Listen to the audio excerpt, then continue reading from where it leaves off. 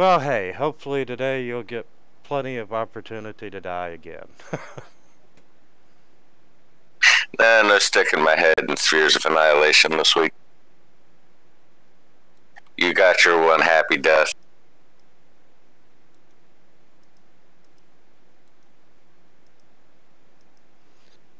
Yeah, they enjoyed the press release that I put up on the TOA group on Facebook. I saw that.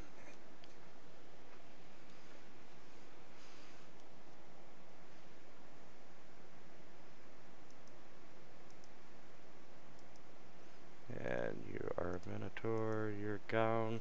Okay, welcome to session 31.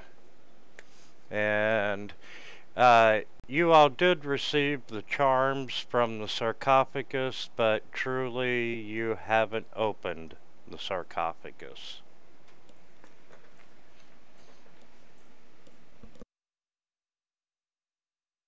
Alright. Well, for some reason I can't see my icon on the map.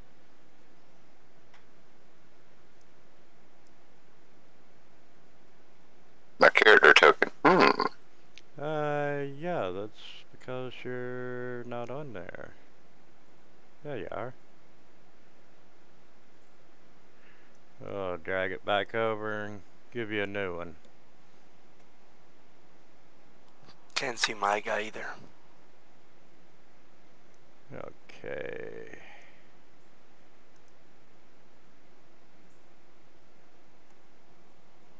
Yeah, you were hiding in a corner, invisible, while we fought. That's a smart tactic.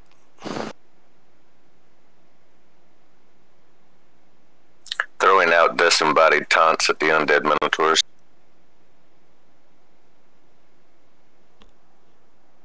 Hey, Unger's back. How do you get across the trap floor? He used an old trick he learned from a little kid in New York that used to swing from building to building.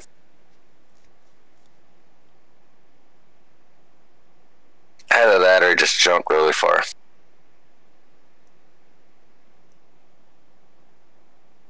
Okay. Everyone can see themselves.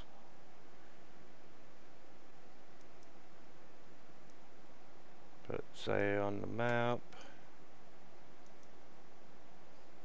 Unfortunately, we can still see Yaka. Yes, we tried to kill him last time. Yeah, Yaka's around for a little bit, unless you all get really creative.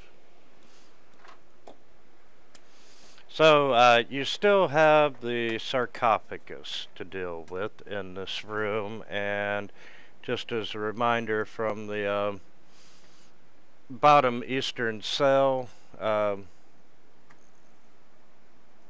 you have a passageway that leads to another room as well. After that big long battle, I'm going to go counterclockwise to every single room and check to see if anything else was in there besides bones. And tokens are also locked, sir.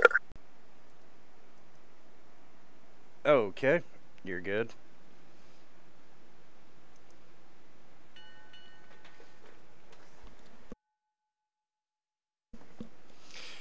And Pavo's looking at the bones. What do the rest of you all want to do? See if I can figure out how to open up this sarcophagus. I'll assist.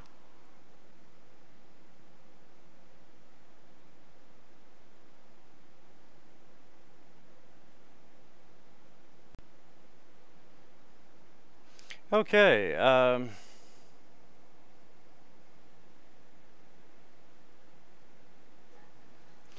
yeah, close inspection, you know, it just seems like, of course you had the little keyhole that was only two-dimensional for receiving the charms.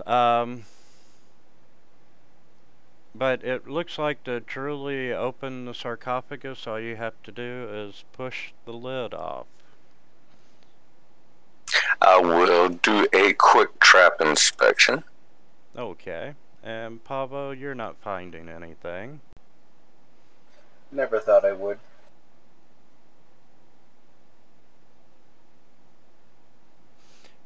And yeah, you're not finding any traps.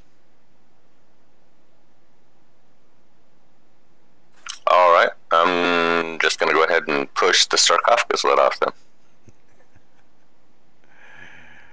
Okay, you slide the lid of the sarcophagus over, and you can see that the sarcophagus is filled with salt. And you can see bracelets sticking out, and they appear to be made from the shell of a flail snail. And there is also a robe inside the sarcophagus.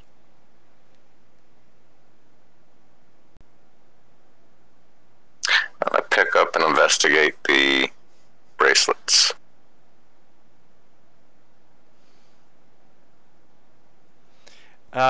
They are just really ornate opalescent bracelets, and you do find 10 of them in there, and they do not feel magical, just decorative. Alright, we'll collect those up. A few extra gold pieces in the end. Anybody want a robe? Yeah, I'll take a look at it.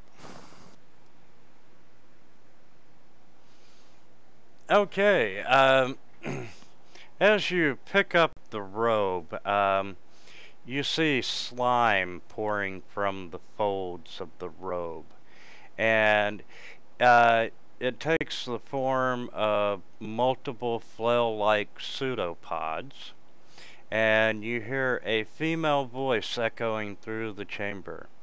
I can help you. At least I think that's what I'm supposed to do. And I need you to make a, what was it, charisma for possession. I already have a guy in there. Yep, so roll anyway. Ooh, a powerful one. Now, whenever you pick up another one that tries to take place of the one that's in there. Wow, I picked up so many items.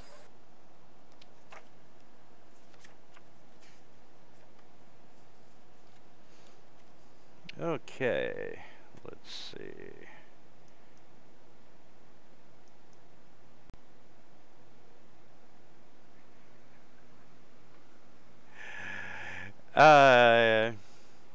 Yeah, who was it that picked up the robe? Beldrak. Okay.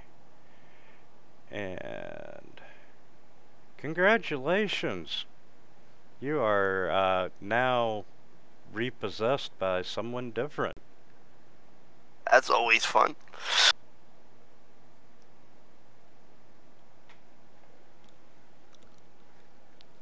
Wow, that's kind of cool. But wow, okay, that is interesting. All right, cool. So do I just make that modification, I guess? Yes, if you got any type of ability increase, let's see, you were possessed by Mo.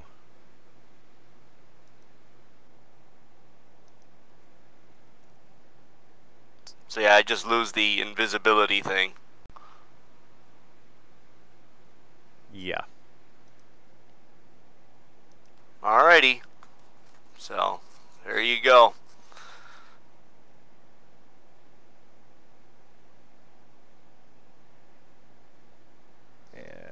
I'll just make a note in my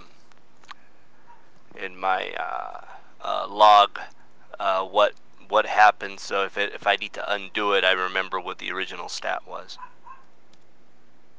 That's a great idea. Okay, the robe itself,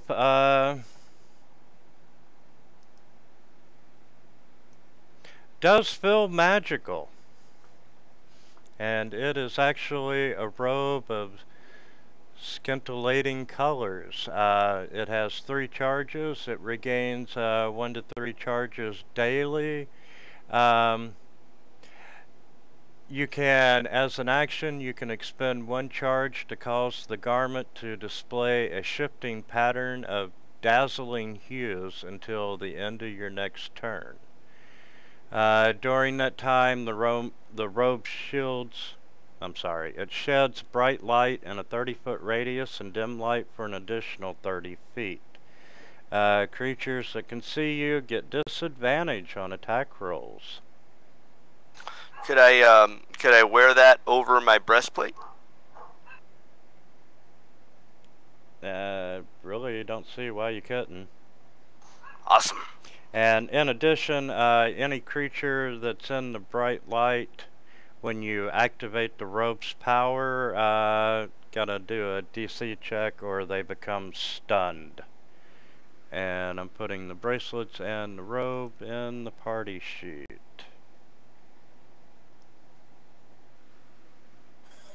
Now, is that allies as well? Yeah, you gotta be careful with that. Anybody mind if I zoink the robe? You're the one that picked it up. You kind of have to. It's all you.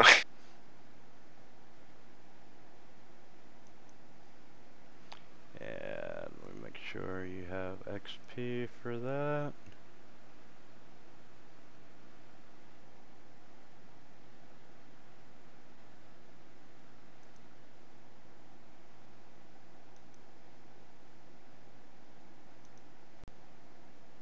And you don't get any XP for that or that.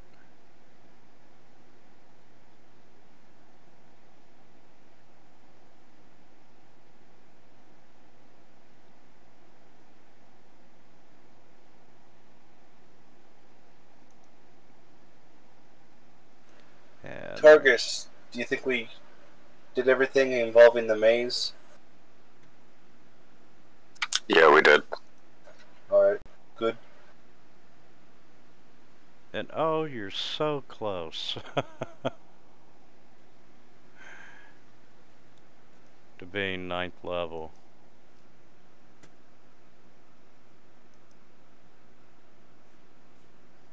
Okay, Pablo, you went around and you've searched the majority of the secret rooms where the skeletons were, and you're not finding anything of value. It's alright, wasn't expecting much. Although I'm quite exhausted, I can barely use magic. Shall we take a long rest?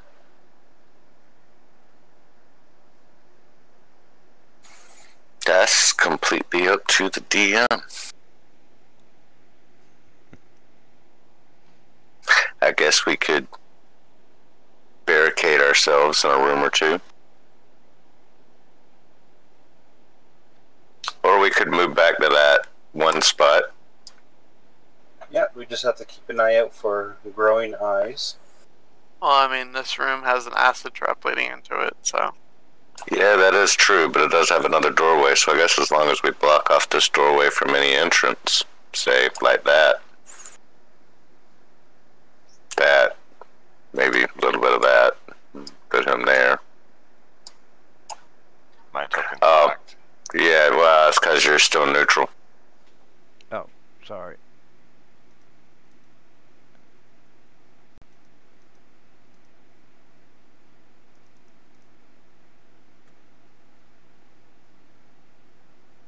So unless they've got spider climb, you know, we pretty well have this defense covered so they can only get out one way.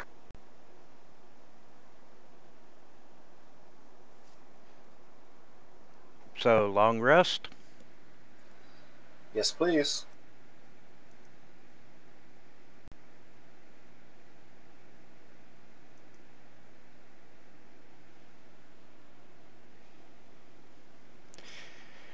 And let's see. Yeah, this is session 31. Zay, when you awake the next morning, you know that you notice that your hands and feet have indeed become hoof-like. Did Zay join us? Not yet. Okay. Is he able to like hold stuff with his hands, or are they just hooves? Yeah, I would give you the ability to hold stuff. We can start calling him Pan. But Not really. I mean, effectively, Pan was a satyr, and it's what it looks like he's turning into. Basically. Just don't leave any clothing out. We'll start chewing on it.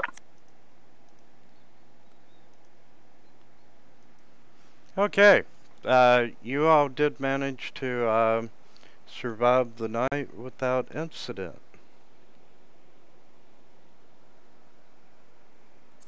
Alright. I'll start working my way this way. Of course, just holler at me if I need to throw down a perception check for you.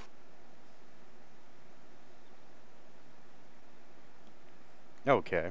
Yeah, you're moving down the hall and you can see that it turns to the north and it does open up into a room.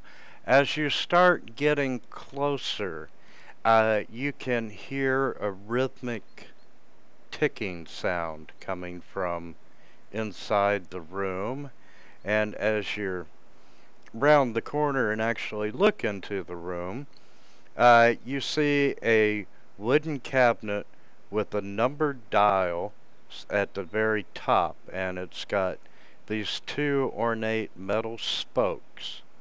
And beneath the dial, you see a pendulum swinging back and forth in an open compartment. And you can see an egg-shaped stone adorning the pendulum's tip.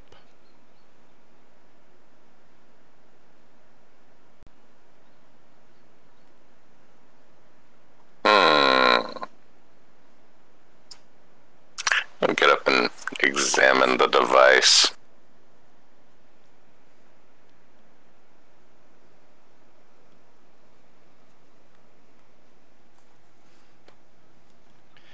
Okay, and let's see, Torgus is not possessed. Yeah, I think my hit points are incorrect. I think it should be like with my new score. I think it should be like 89 hit points or something. Let me double check my math. Yeah, not a problem. And Torgus, you're looking at you know, a grandfather clock. What are the hands at? The hands are at 1 minute till the top of the hour.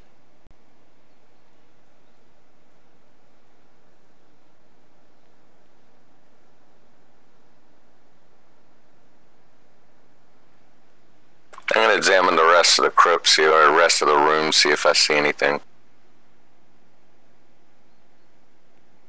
Other than the grandfather clock, you're not seeing anything of any value.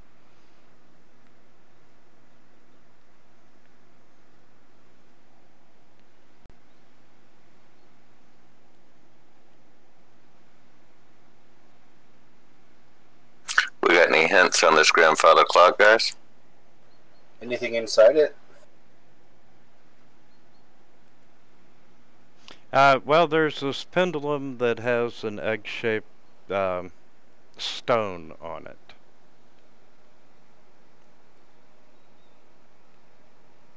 I'm going to stop the swinging mechanism.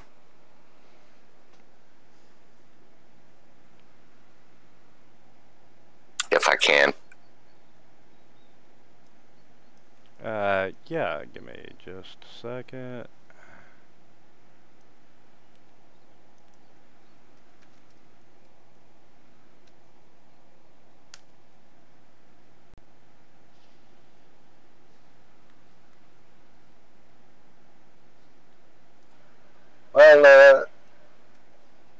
Since nothing's happening, maybe we should just let it continue to tick.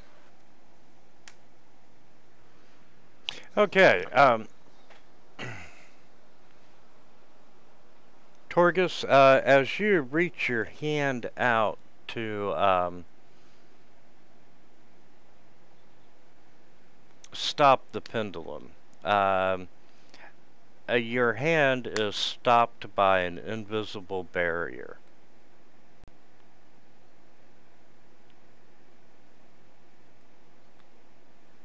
Am I able to touch the hands, as in the clock hands?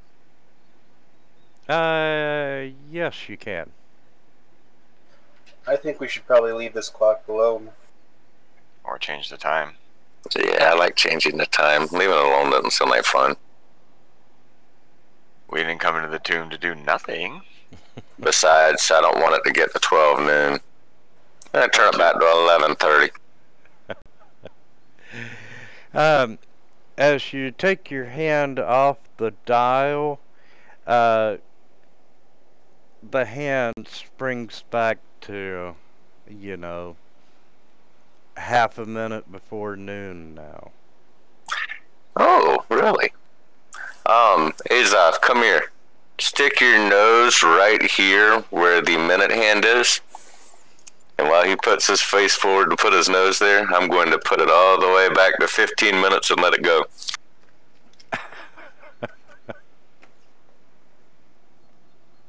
Wouldn't my hand just be enough? It's not as funny in your hand.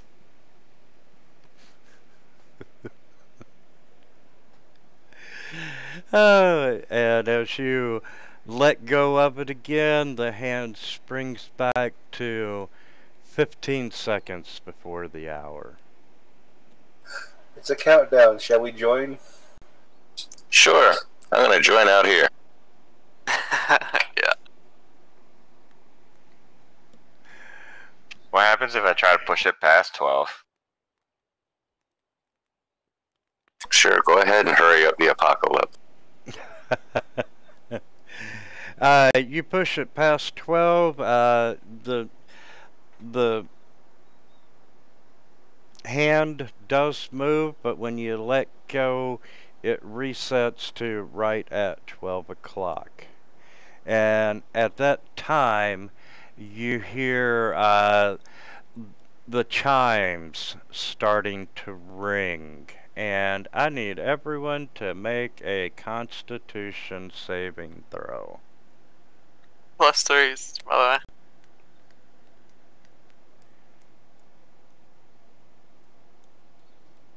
Alright.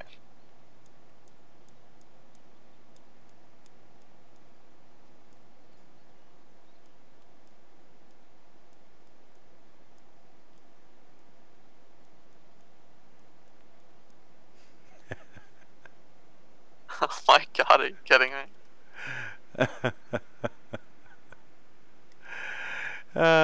Okay.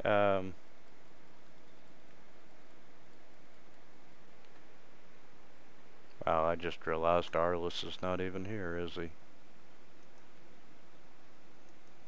Okay. I'm sorry. Helm, you start to feel different. And everyone that's looking at you sees you visibly age by 10 years. Not looking so good there. Awesome. Yeah, you know, there's a little, your hair's starting to fall out, a little few spots, and, you know, gray hair every now and again.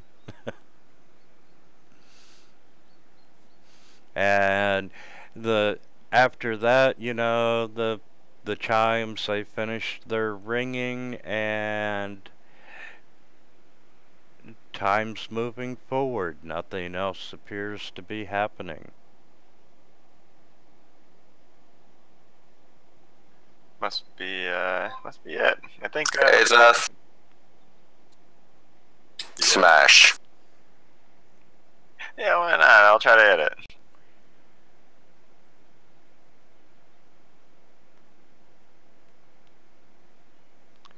Okay. Um,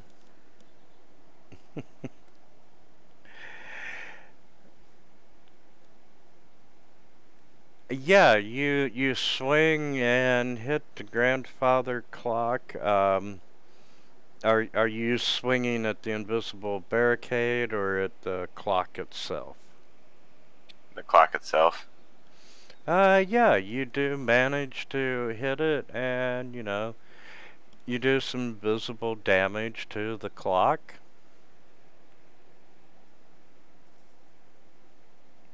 Try the barrier. Unless somebody's got a handy dandy dispel magic in their back pocket.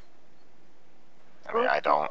I do, but I actually like the clock, so I'd rather we just try and fix it up. I don't know if I want to fix it. Well, it was perfectly harmless to everyone besides Helm. Uh-huh. You swing and hit the invisible barricade, and you really can't tell that it does any damage. And as a reminder, and just being nice today, when you all come down into the tomb room itself, you had that mysterious empty chest that contained an invisible key.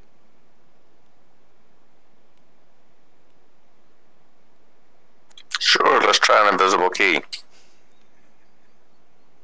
Gave it to our invisible guy. I figured he could keep up with it since he was always invisible.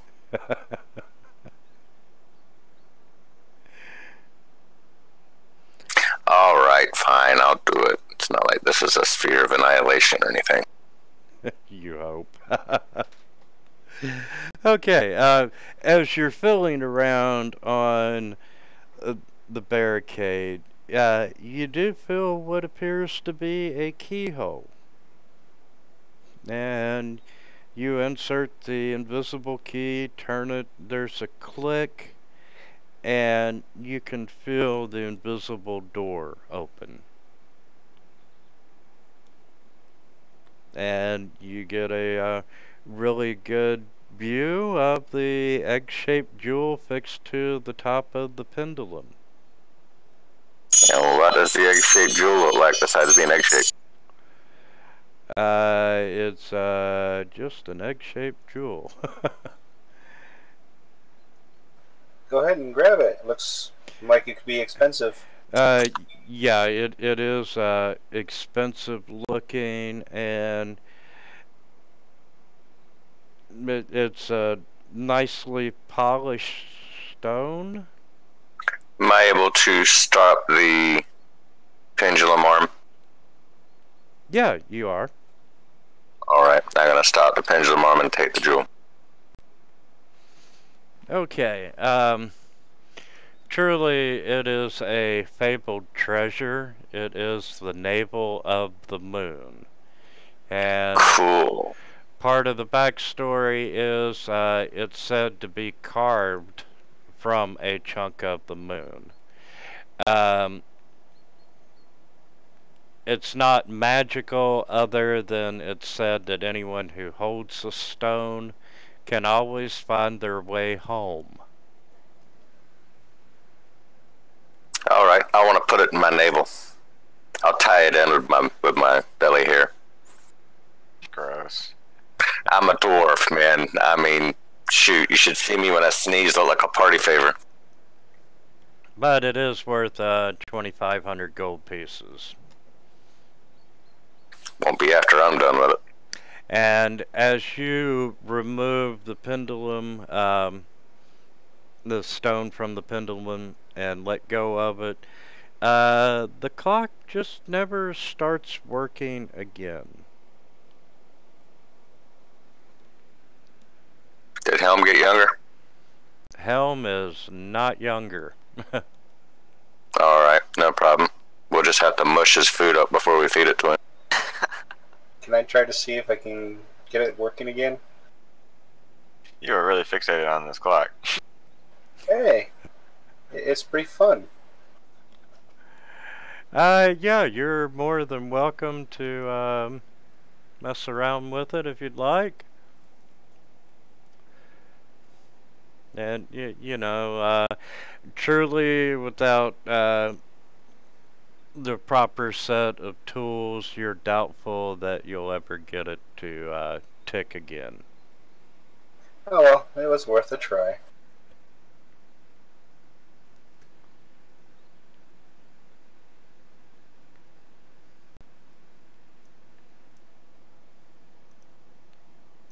Okay, where would you like to go now? Well, there's 4 gargoyles down in the basement. And there's that weird thing on the left with the staff handles or whatever. Somebody tie a rope on. Somebody tie a rope on Azoth. Not an animal. No, you just wander. Hey, it's not his fault. He's ADHD.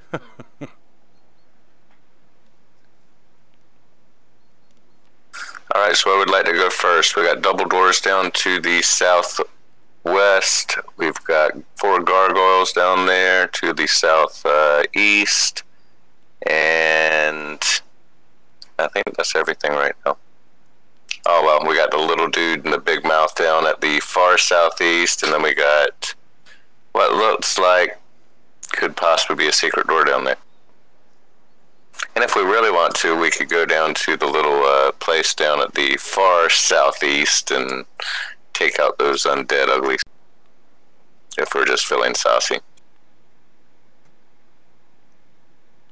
Sounds like a plan to me. They did hurt me. And we're They so are close to Did they level call 9. you names? Yeah, well, one of them touched me. It was very painful. I'm leaving that one alone.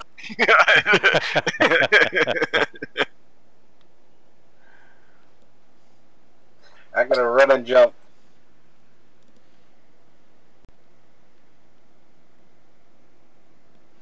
You can do 15 feet off a run and jump?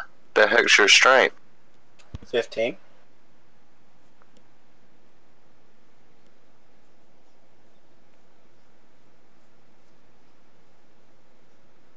Didn't we say last time it was only 10 feet? Well, I'm willing to roll if I can jump farther. Well, no, didn't we say, like, this area was safe, but everything past that was... Yeah. It's actually 10 foot north to south, 15 foot east to west.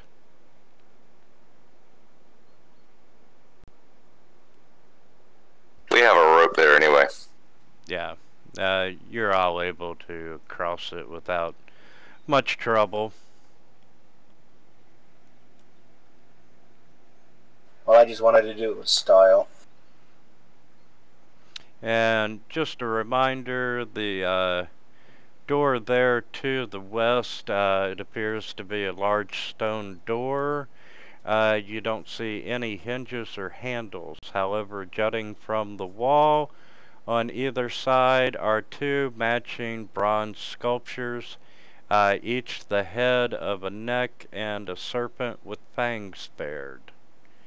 And on the lintel above the door is the following message inscribed in common: warm like flame, cold for the cruel, still for the dead, and gruel for the ghoul.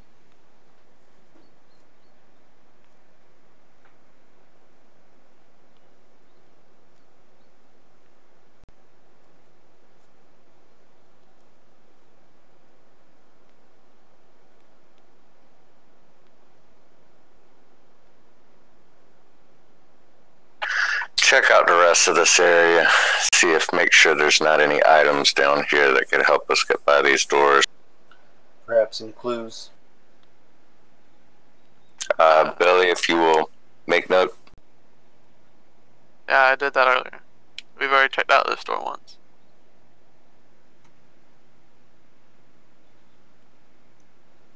Just because you're a paladin doesn't mean I won't sneak attack you. Smart ass.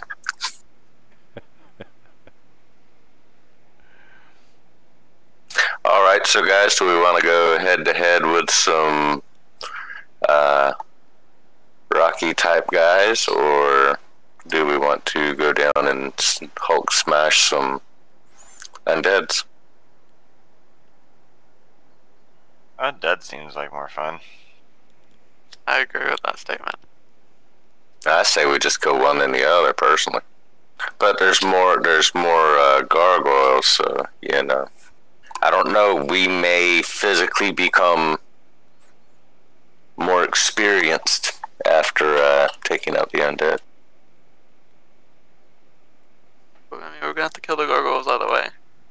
Yes, but you know, if we're more experienced, it may be easier. Yeah, good point.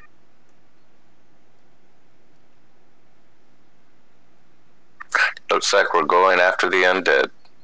Sounds good.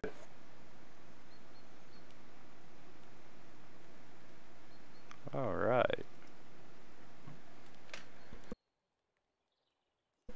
Yeah, you're only 540 XP away from the next level.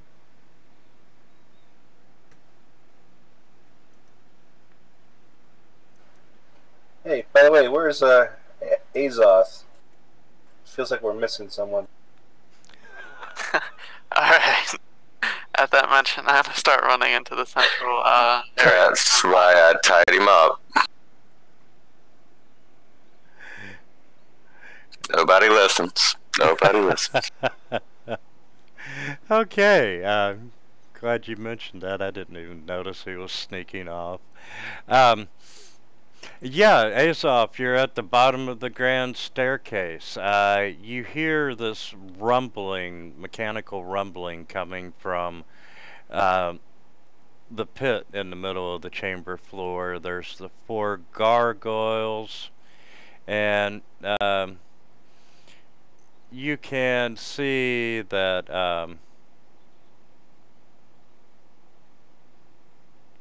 there are tiny slots, 1 slot per pedestal that the gargoyles are standing on. And as a reminder, when you were looking over the balcony down on the scene, the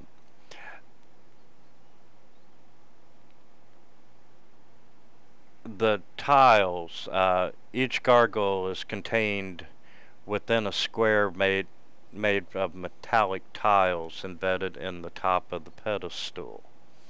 And going clockwise from the top, the tiles are copper, silver, gold, and platinum. Azoth, get back over here. I just want to try something really quick. Oh, get over here. Because you're gonna die because no one else is over here.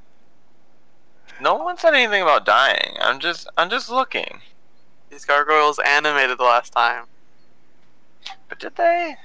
Yes.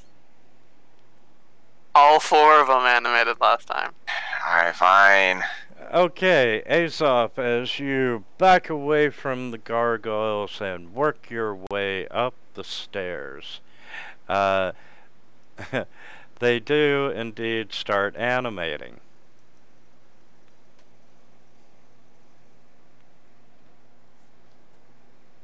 And it would be a great time to roll for initiative. Tried to warn you. Oh, wonderful.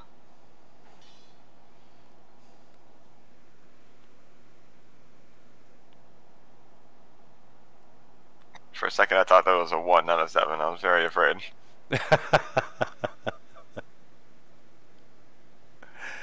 Alright, Beldrak, you're not aware of anything happening with the gargoyles.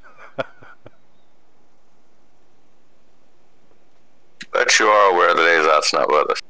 Yes.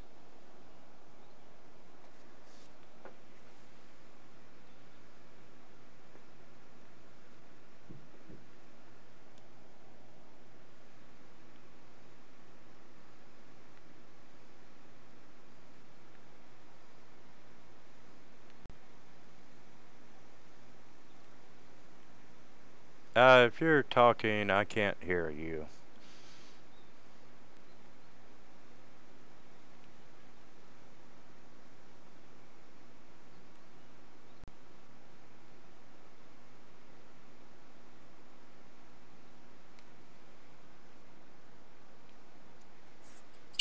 Azoth is gone? I turn around since I was up front and no, didn't see where he went.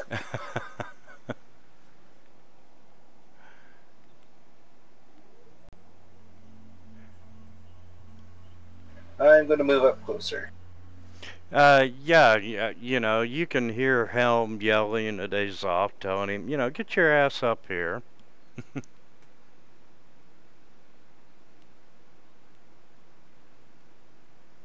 And is that all you'd like to do? Yeah, that's all I'm going to do.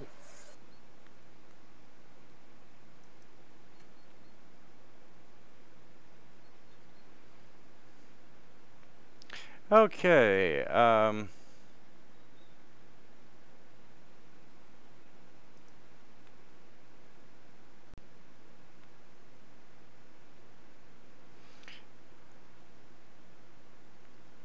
let's see. Testing? Is that better? Yep. Yeah, we can hear you now. Awesome. And number 2 is going to jump down off the pedestal.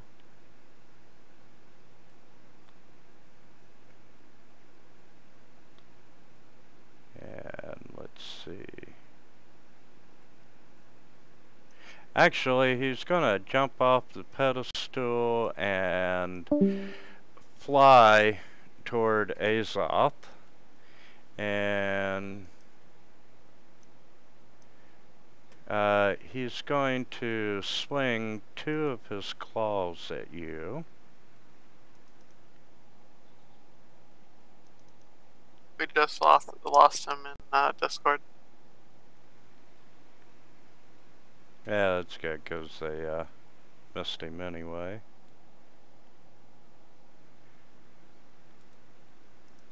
And I like tokens.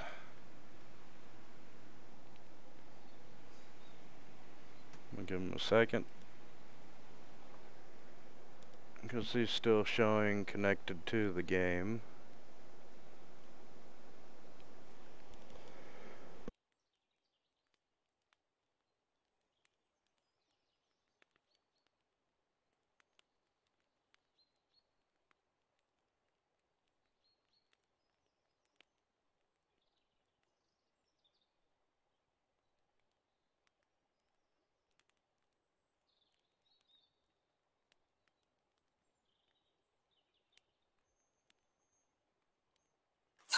Guess I'll go see what all the ruckus is about.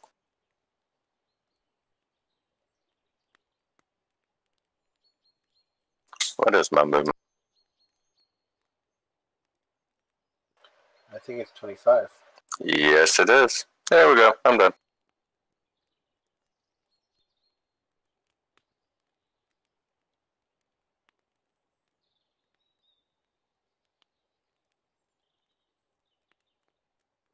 If you will accept that move real quick, winner.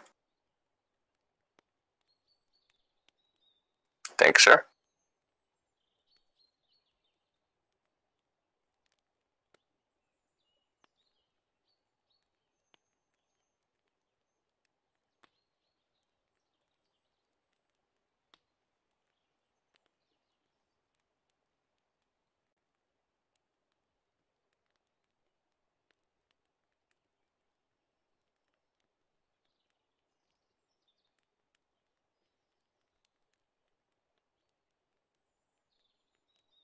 We'll reshare the map and see if that helped him any.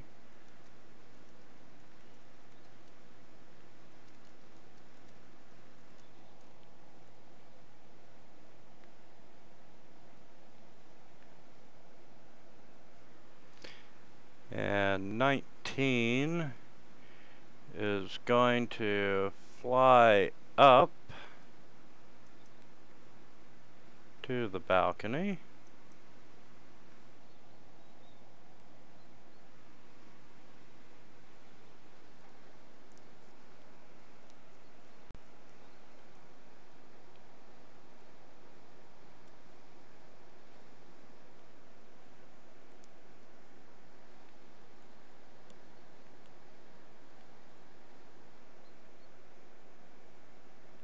Okay. I'm gonna yell down the corridor for Torgus and Beldrak to hurry up, and I'm going to go in.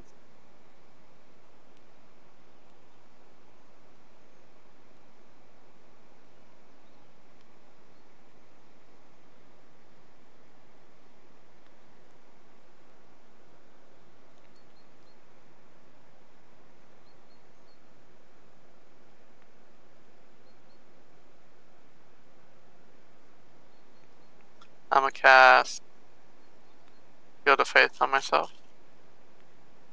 Coward. You should just run into battle.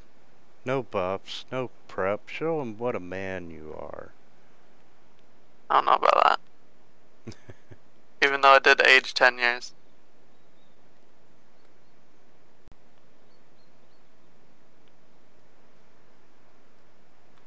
Must be all the wisdom.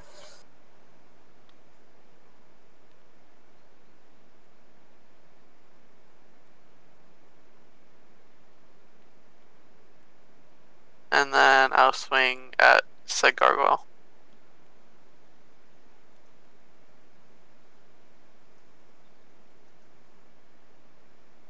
All right.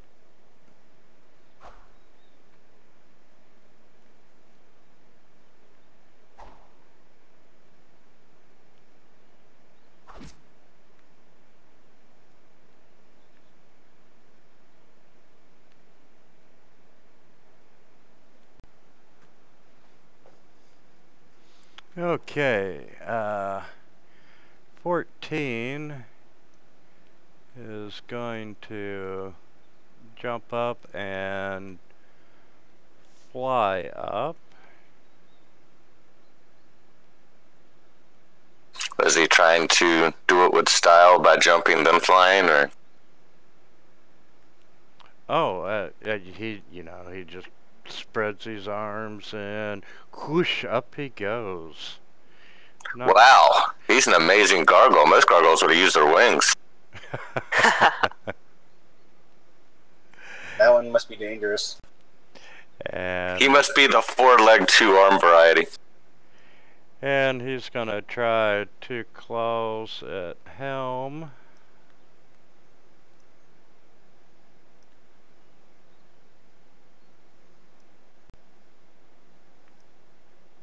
Did my Shield of Faith not go on?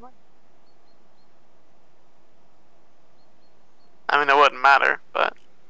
No, your Shield of Fate does not on. Yeah, it's only got AC 1 to. Well, no, that's not mine. That's Yeah, Pavo's ability. I have to remove that. That would have wore off. Alright, so just remove the AC save 1, and you've got to put your Shield of Faith back on, and there's a possibility that swing missed. Actually, no, there's not a possibility that swing missed, but he's got to put his Shield of Faith on. There we go.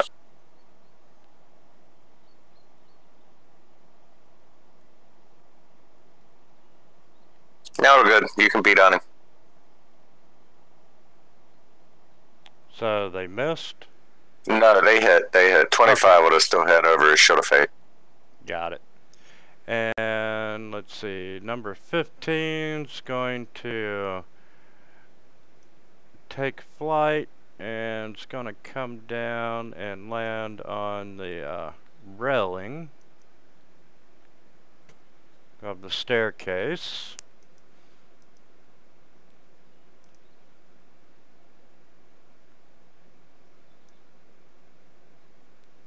And let's see, Yaka's just going to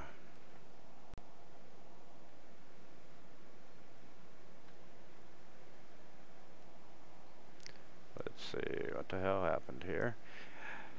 Yaka's just coming down, and he appears beside Azoth, saying, "Man, you really did it this time, didn't you?" Alright, so at this point, have we heard all the yelling and screaming? Yeah, you've heard yelling and screaming, and Helm yelled down saying, you know, get your ass up here. Alright, I guess I'll move to there.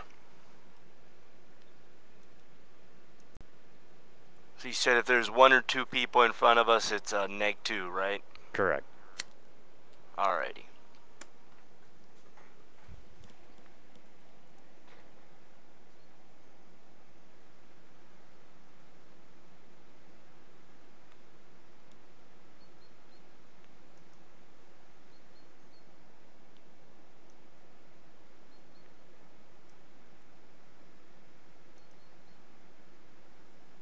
So I'll use a bonus action and cast Hex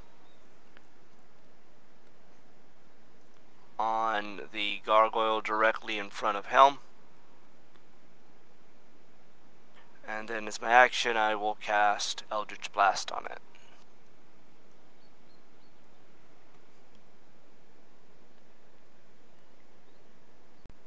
You just thought you were going to. Aha!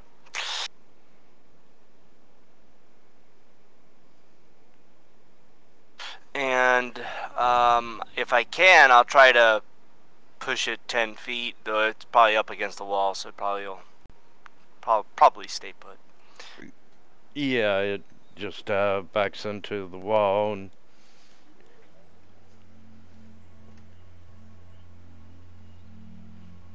That's it.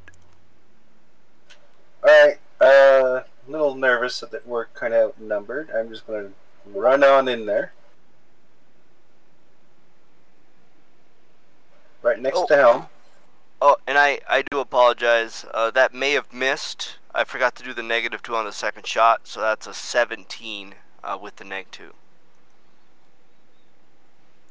17 would have hit.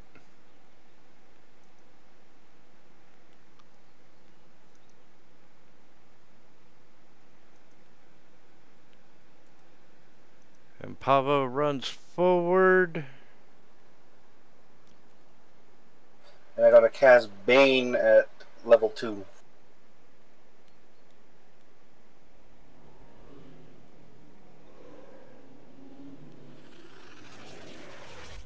And all but one saved.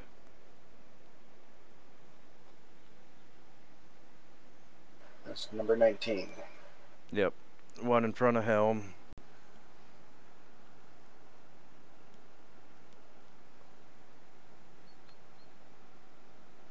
Well, that didn't turn out well. Alright, I'll end my turn.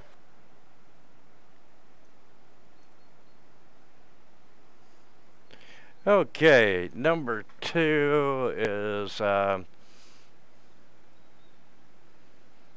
swing the claws at As Azoth.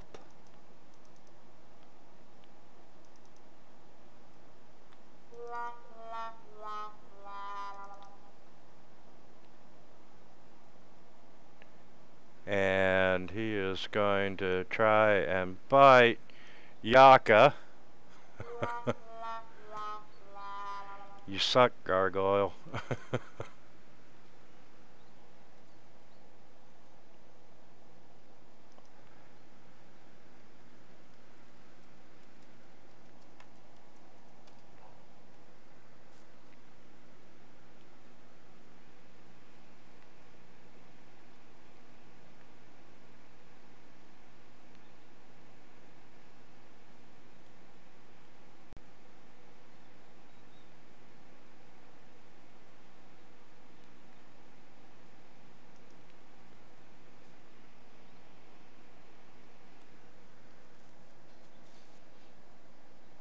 Okay, Torgus.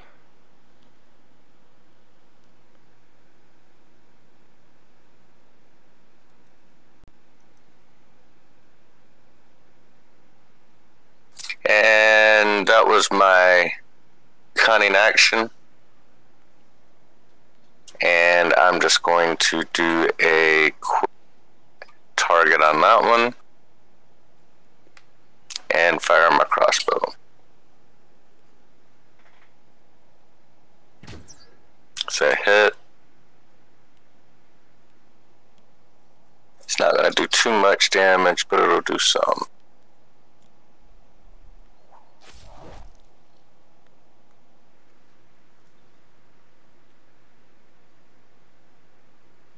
Okay, 19 is, you know, he just got hit by a crossbow and he's gonna take it out on the person closest to him. And he tries to bite Helm and misses. And thoroughly enraged, he starts swinging the claws.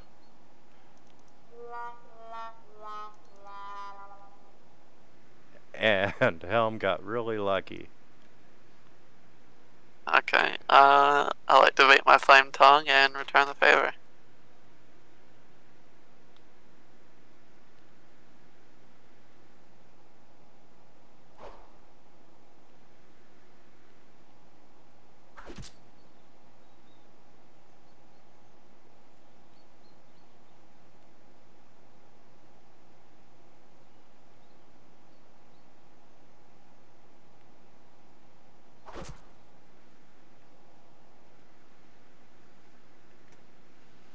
Okay, and let's see.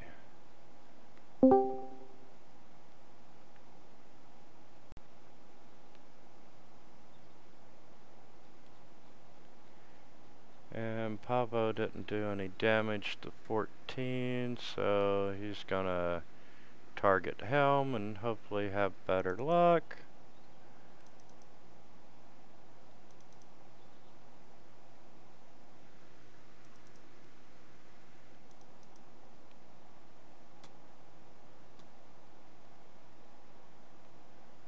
Oh, and you failed your concentration check. And he swings the 4 claws at Helm, and then he stretches out his neck and tries to take a bite out of Pavo, which misses. Number 15 is gonna come up the railing while balancing himself. And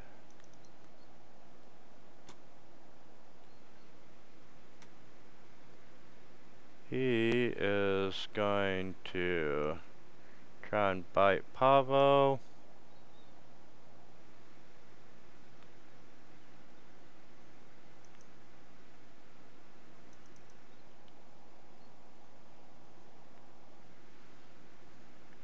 And then he's going to try swinging the claws.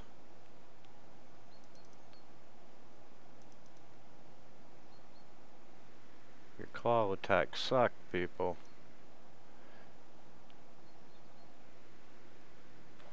And I have to make 2 concentration saving throws?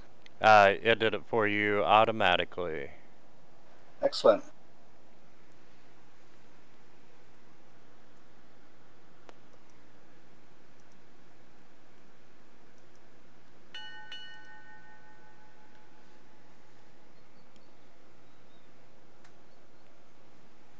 Alright, I'll move up right behind Torgus. I'm guessing that's 3 people, so I'll take a -5 on number 19. How tall are you? Probably average human height. Because I'm only like, let me see here. I'm only like 4'5". Whatever Yeah. winner thinks. Let's do a -2 on that, since he's Okay. so short. It's the whole reason why I didn't go prone.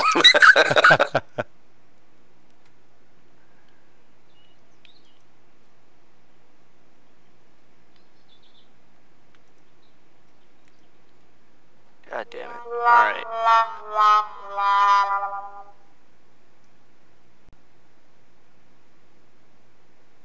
Nope. Oh, shoot, I didn't even take the -2. So, no. It's a miss. That's it.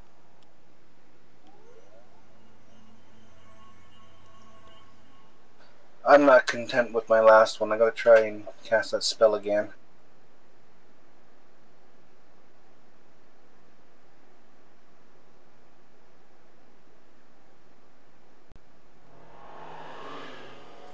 Come on.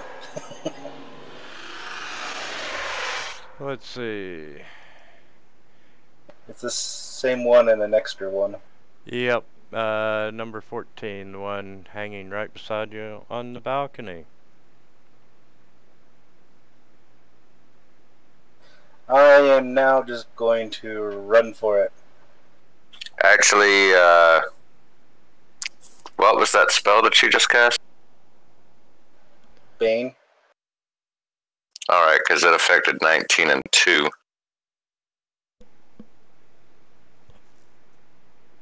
That would be the one that Unger's fighting.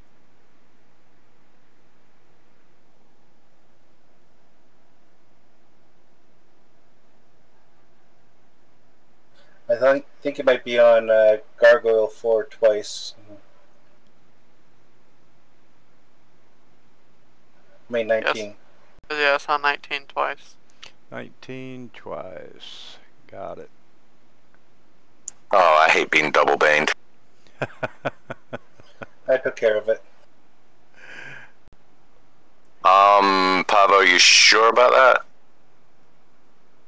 Yeah, I removed one. Well, you know you just casted a spell, right? You do that, there's going to be 2 attacks of opportunity on you. Yeah, well, it's better than getting hit by like 8 attacks. Yeah, okay, just making sure, man. Okay, that's 14 and 15. And they both try to bite you as you run by.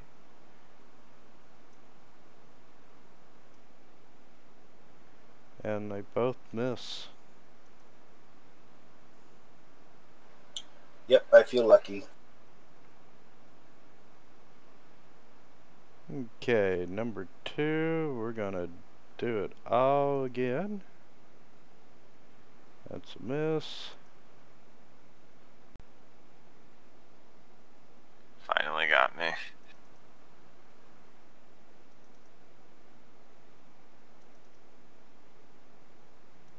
Can he get you one more time? Hell no.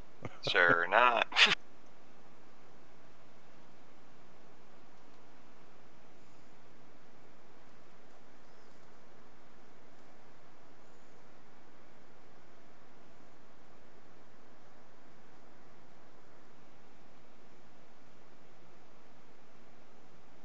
Alright, I'm going to cast Searing Smite at first level.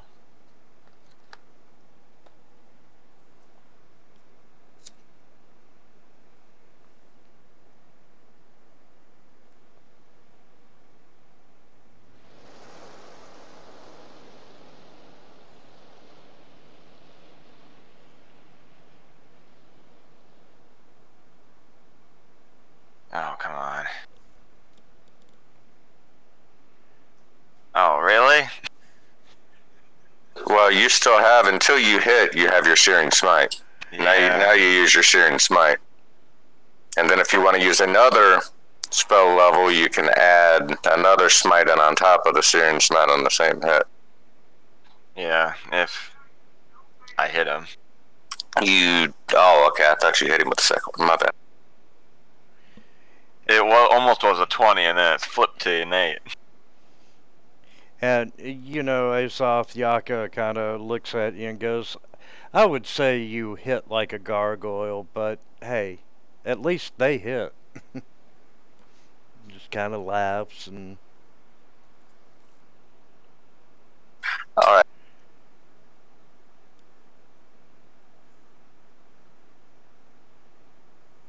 Alright, I'm switching targets over to Gargoyle 2.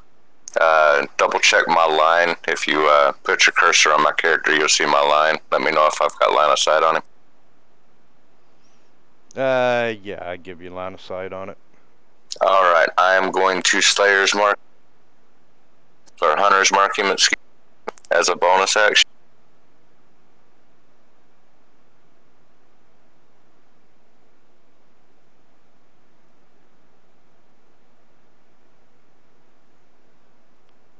And yes, I changed my last name to Moon Navel.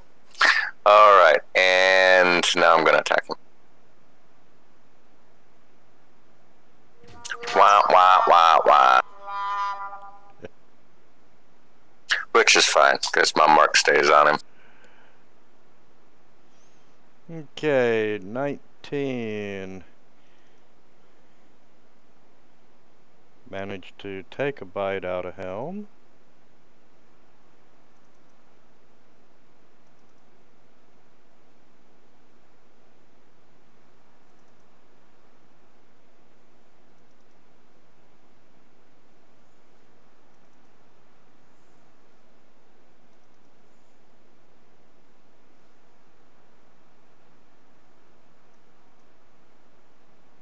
Alright. Another Shield of Faith.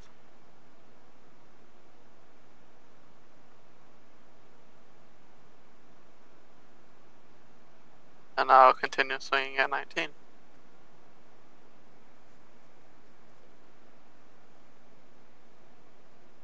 Oh, I had myself still targeted, I believe. Yep, you sure did. Good thing you I missed missed it, though. both. Yeah, I missed both anyway.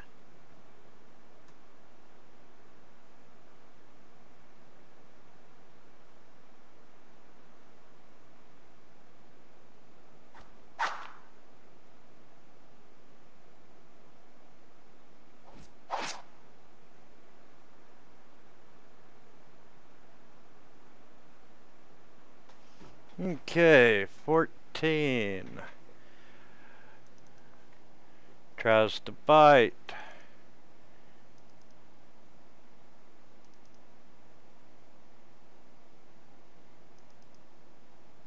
And swings all 4 claws at you, every one of them missing.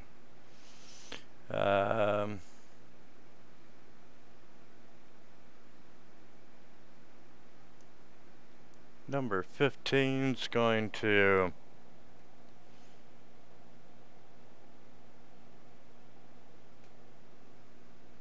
come up to the top of the stairs. I should have moved 14.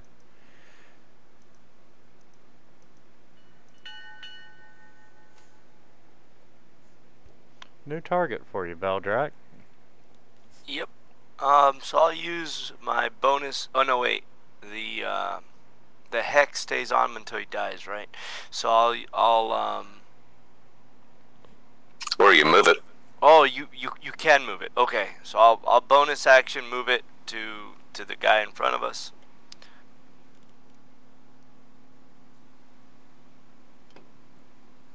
And do I take the -2 with a dwarf in front of me there? No, you wouldn't. Okay. And I'll fire on this dude.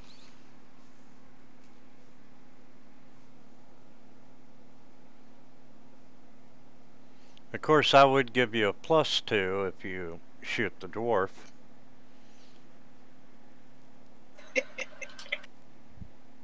Miss and miss.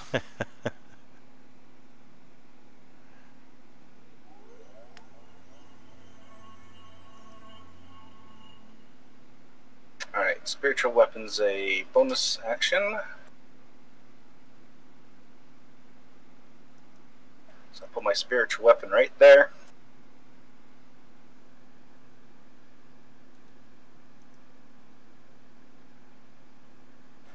And I'm going to target Gargoyle 15.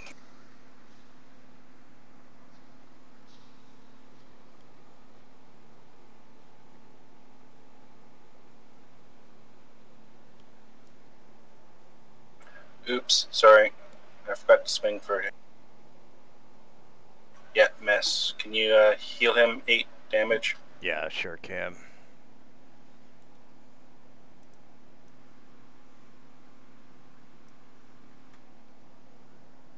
And I will cast Psionic Assault on him.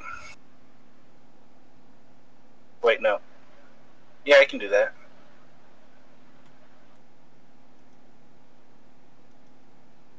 And nothing happens. Alright.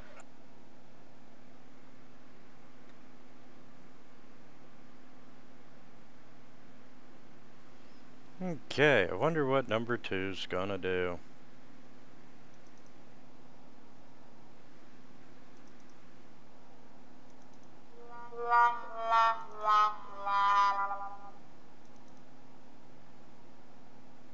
Ooh, got one in.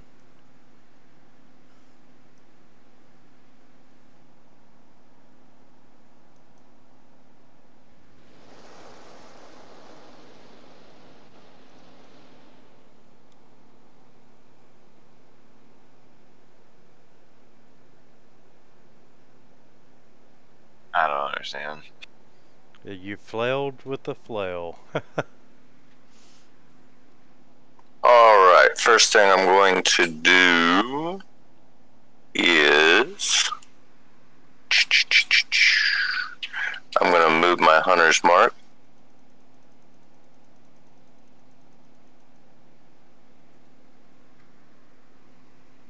to number 15.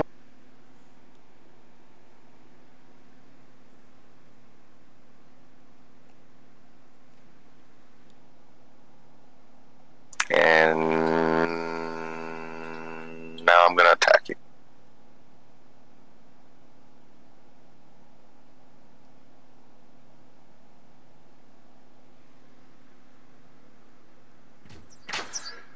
That's a hit.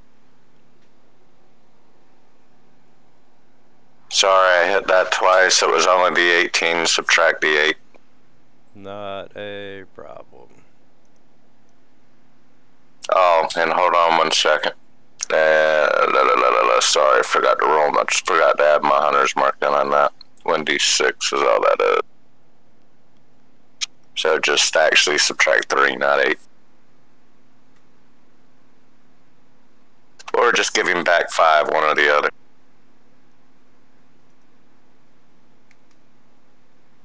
There we go.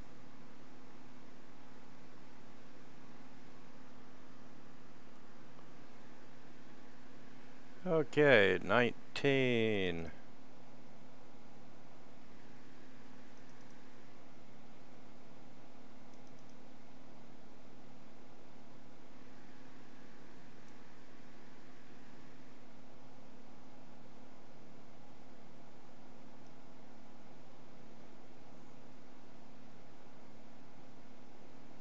Gotta love failing that concentration check.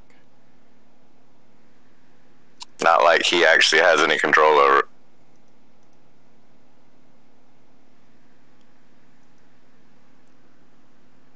Give me 1 second. Okay.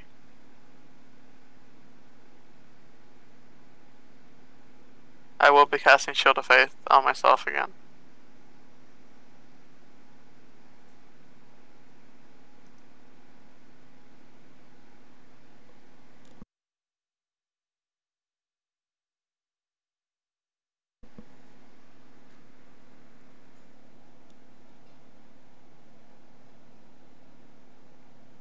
No, And I will you gave be it to the using... 4-armed gargoyle. Dang it, man. I got Okay. it. Alright, and I will be using Lay on Hands.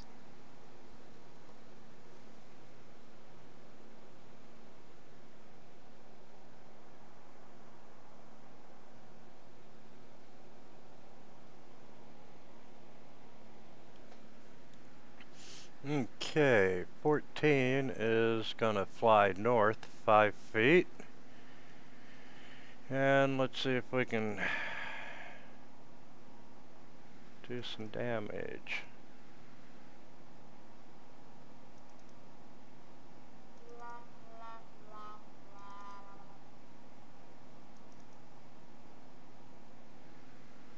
Nope. And 15.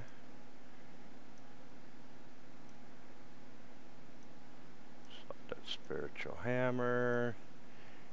And he's gonna slide up.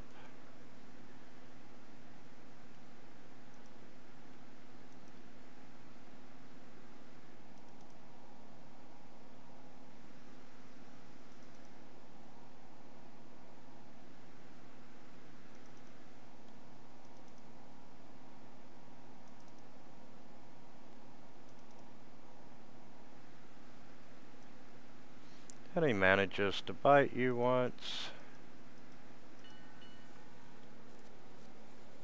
Alrighty.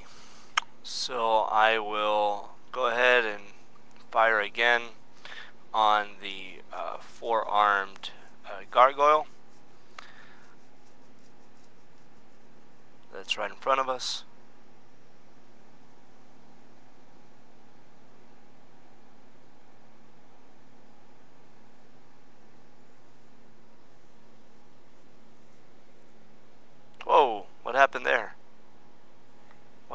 Why all the 6s?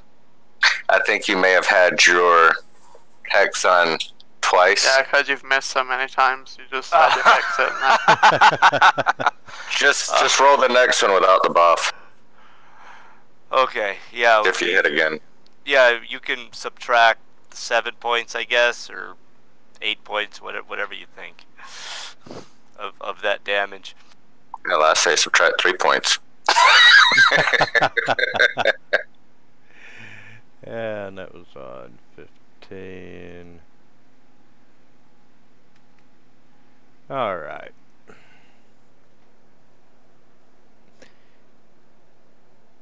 That's a miss. I'll burn a sorcery point to quicken another Eldritch Blast and fire off another couple shots.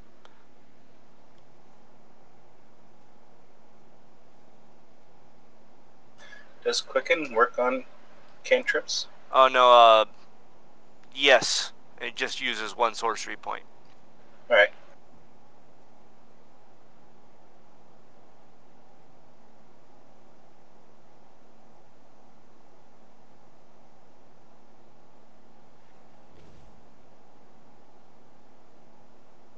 Oops, sorry.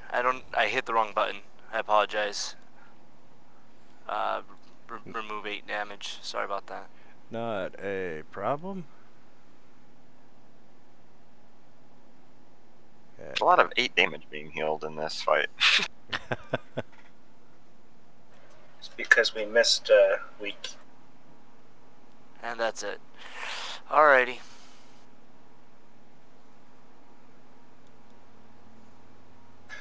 Alright, Helm's in trouble. I'm gonna move up.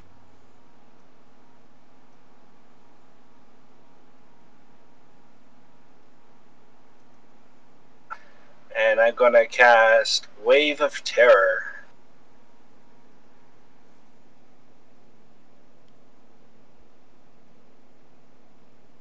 Congratulations, they are frightened.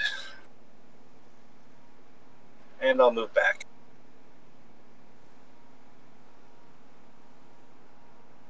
While swinging at Gargoyle 15 with my spectral weapon.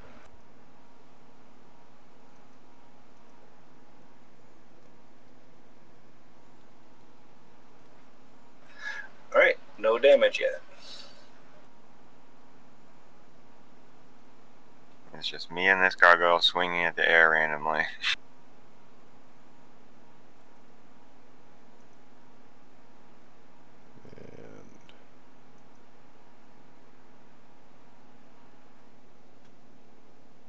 Let's see, number 2. Do me a quick favor, Pavo. Target 14. Okay. 14 is not frightened. Well, he is, but he doesn't get any conditions from it because you're not in line of sight. The other 2 are in line of sight of you, but he's not, so... But I moved forward. Yeah, but you've got to be in line of sight of him for his disadvantage to be in effect. Yeah, if you move back. Oh! Alright. So, because I moved back, he's no longer frightened? Well, He is, but he doesn't get the disadvantage from it. The other 2 do. He doesn't, which is not a huge deal. I was just making sure. I didn't know if that knocked you out of line of sight or not. It's only him, so... Still a good spell. Okay, number 2. But if you do end up moving up, he will be frightened, but they won't be able to move closer to you. Gotcha.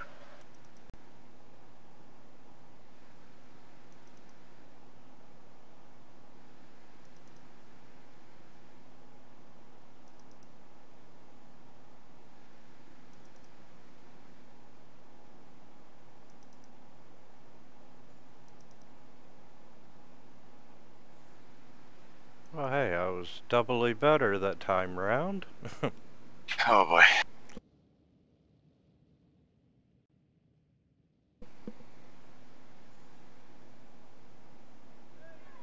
Okay. Oh, there you go. This is where I'm going to add my I'd add like a level. That is a very high level. So if I wanted to do Divine Smite at level 2? And level 2 would be your base Divine Smite plus another 1d8. It's 3d8. 3d8, yeah. And these guys don't, they don't have anything special with them, so it'll just be 3. So did I make that one for you already? You may already have it under there. Well, look at your Divine Smite. Yeah, do I just click the effect and that's it, or do I click it twice? No, just if you've got an effect in there that says 3d8, that's for level 2. If you don't, then you got to put 1 and then just roll an extra d8 and not have to add it until you make the effect. Okay.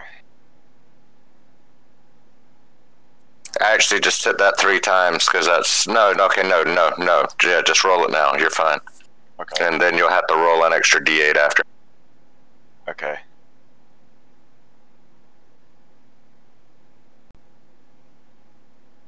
Bam-a-lam.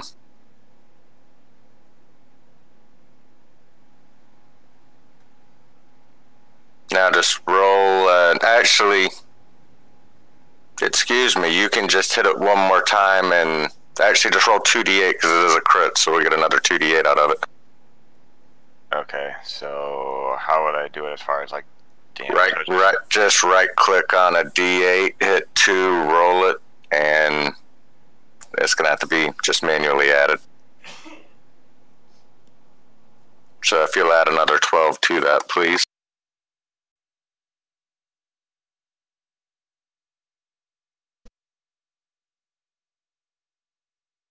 Need to add another 12 to 2. 2.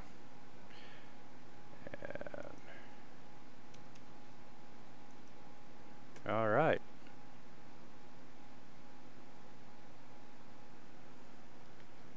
No.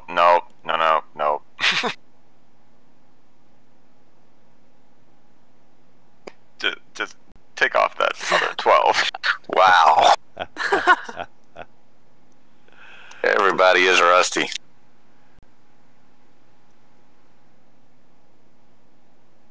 Alright, I'm going to start whispering in the ancient druidic tongues that I get my forest magic from. And I am going to put a hunter's mark on number 15.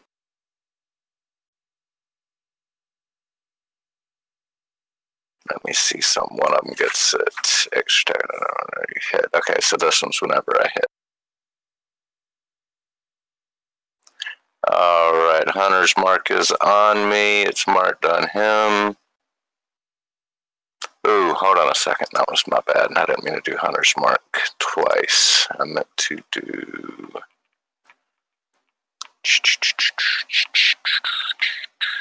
Where are you? There you are, Slayer's Prey.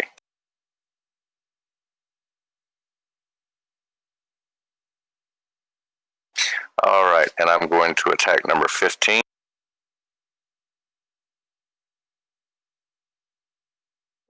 God, the fucking ones today. I like it. Okay. And Papa, what were you saying about your fear? The fear only allows them to use dash action to get away from me. Got it. That's fear, not frightened. There's a difference? Yes. Yes. Fear is like any type of undead turn or the spell fear. Frighten, the only thing it does is give them disadvantage to attack as long as you're within line of sight. Well, what the description says, they become frightened of me, and they can only do dash action to try and get away. Okay, so that must be spell specific, because frightened condition. It's a unique spell. Okay, yeah, that makes sense. Okay. Yeah, then they should have reworded that to direct fear instead of frighten.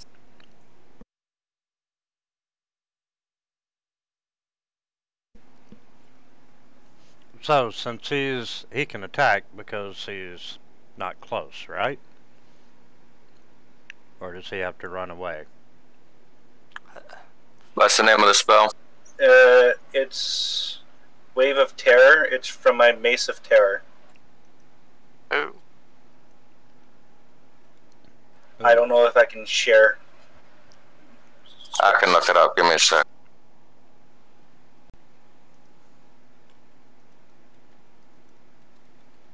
Mace of Terror 5e. While holding it, use an action, spend one charge. Release a wave of terror. Each creature destroys 30-foot radius in the spell. 15 DC. Becomes frightened of you for 1 minute. When frightened in this way, a creature must spend its turn trying to move as far away from you as it can, and can't willingly move to a space within 30 feet of you. It also can't take reactions. And for its action, it can use only the dash action to try to escape from an effect that prevents it from moving. Doesn't say line of sight. If it has nowhere, I was going under the frighten. If it has nowhere it can move, the creature can use the dodge action, so it can only use dash and dodge. At the end of each of its turn, a creature can repeat the savings throw, ending the effect on itself on success. So it just needs to book it. It can use dash. If it can't dash or move any farther away, it can use dodge, and at the end of its turn, it can roll another savings throw. Attack of opportunity. Yeah. Yep.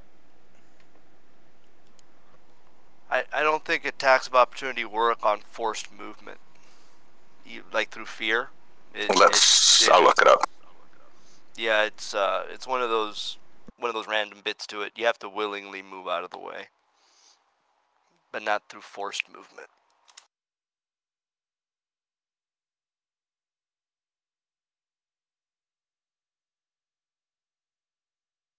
Does fear provoke? Forced movement doesn't provoke AoEs, you're right, or AOs. So no attack of opportunity.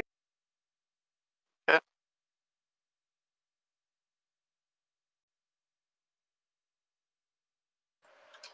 Okay, Winter, you want me to cast the DC again?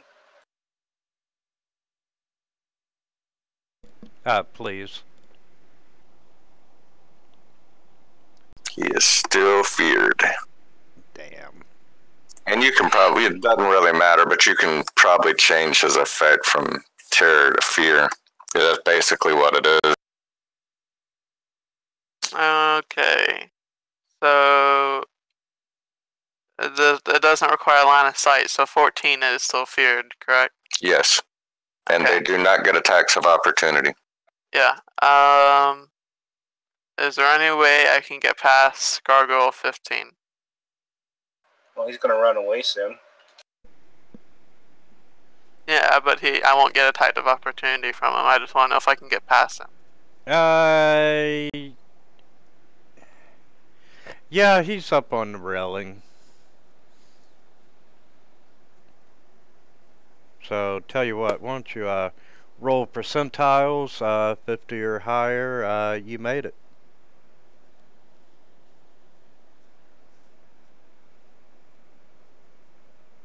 So I just changed the ability effect from frightened to fear. That's what I would do. I'd change it to fear. That way, I don't know why they called it the Mace of Terror. If anything, it should be a Mace of Terrors, or a Mace of Fear. And that's going to act like frightened and fear together, right? Yeah, it's just going to act like fear because, the way frightened works as a Condition? effect, it just causes them, as long as they're within eyesight of the person that frightened them, they have disadvantage to attack. Fear causes them to, have to run away. So it'd just be it would just be fear. You wouldn't have a frightened effect on them because they can't attack while feared. Alright, but they should also have disadvantage to ability checks. I guess they don't use abilities. Yeah, we wouldn't may be have in attack rolls too, but It could also be an ability check. I'm not sure if it's a save or an ability check sometimes to keep balance on grease or whatever, so it is helpful in that way. They're gonna move anyway, so scratch that. I'll just swing.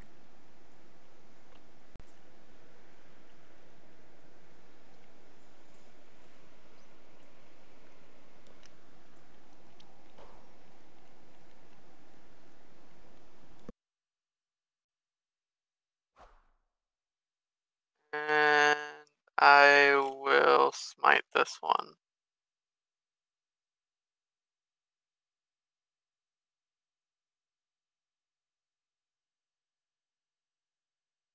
At a level 2.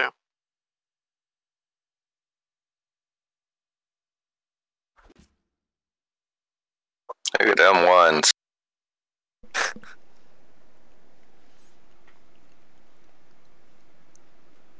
Okay, 14 is dashing away.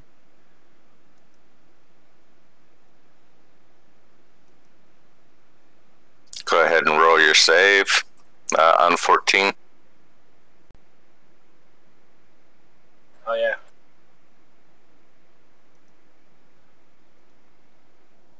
Oh. 14 is not feared. Got rid of it.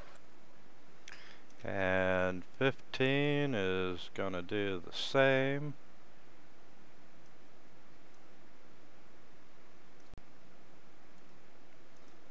And you want to roll it again?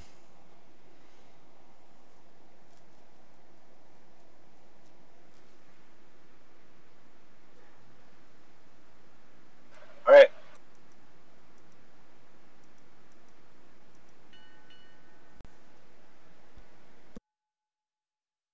Alrighty. So I'll go ahead and move forward. And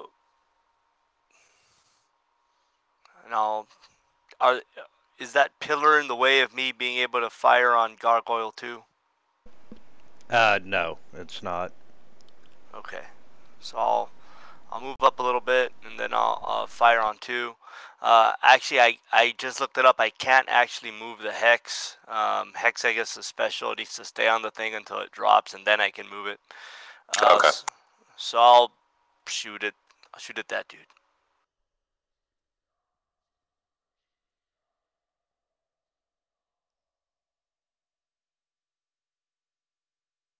One of the many reasons why Hunter's Mark is better.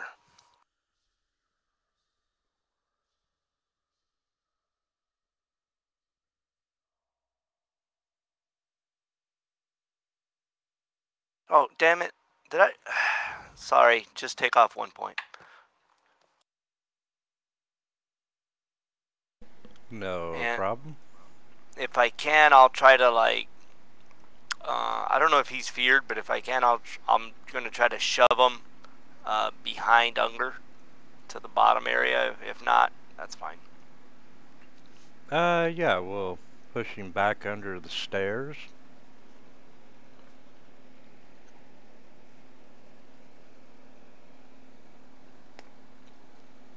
And that's it. Gonna go up to heal Helm.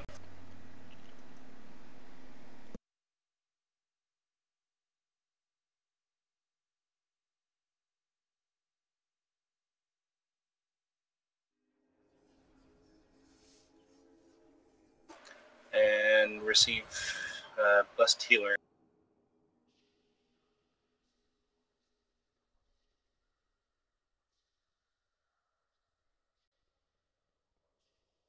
And I'm gonna move my spiritual weapon.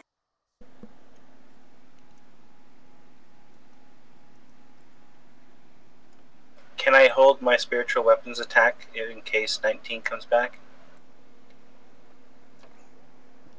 No, because it's considered a bonus action. I don't think you can reserve a bonus action.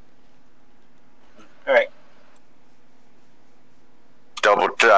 Correct me if I'm wrong. That's just what I'm thinking, if I remember right. I believe you are correct. Okay, so I'll do his save.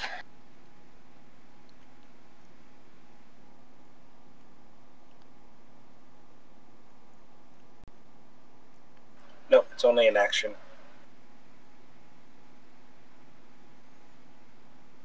Okay. Number 2 is not on fire anymore. he is going to fly out from underneath the staircase, and we're going to try it one more time. Actually, he's going to come down just a hair, and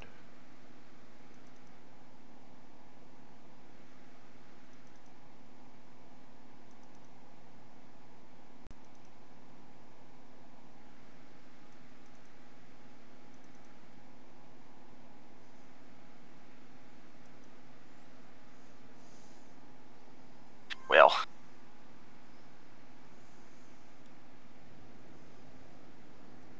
So I can do like disengage and then move, right? yeah, you sure can. Okay.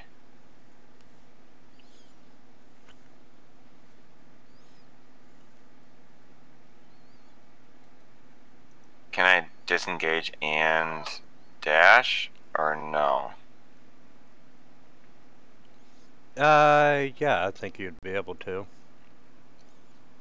Disengage is an action. He can only dash afterwards if he has a dash as a bonus, like Oh, a okay. rogue. Same thing I was thinking.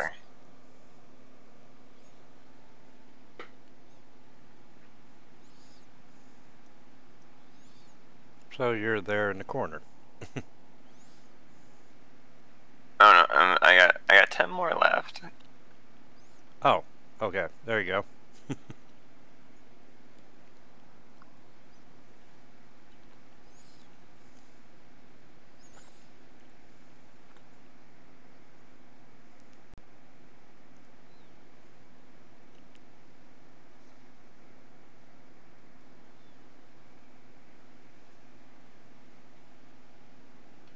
I'm thinking. Give me a second.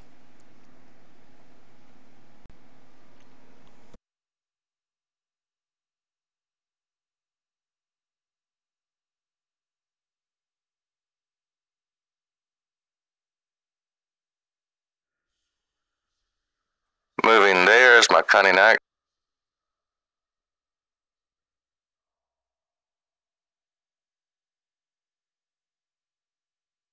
And I'm firing at 15.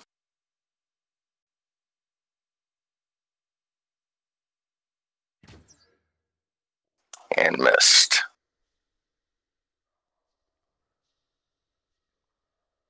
I'll wait here for now.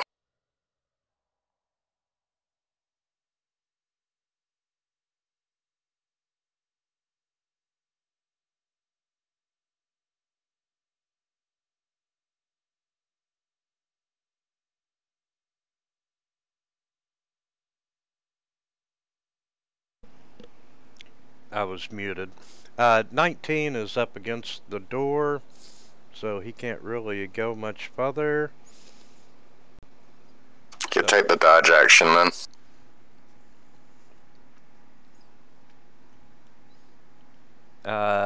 Yeah.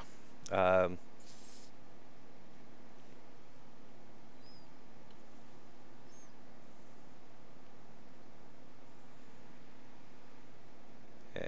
let's see. Yeah, he's still frightened. No, he succeeds, so he's not frightened.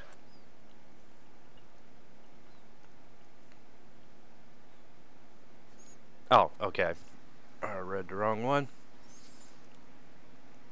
Alright, Helm.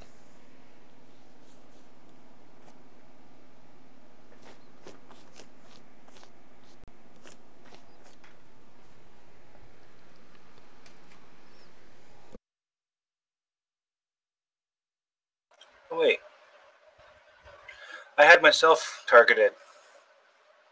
So yeah, he's still frightened. I'm sorry.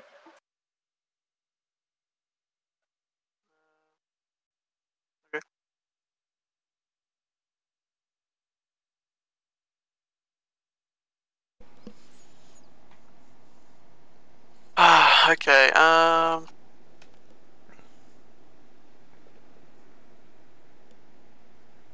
will action in case one of them gets into the range.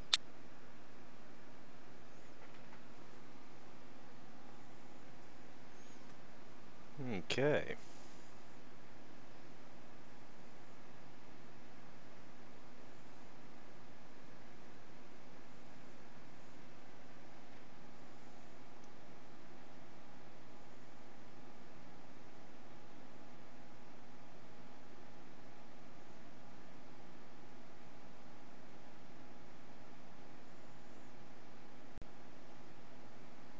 You know what? They dashed in or dashed out, so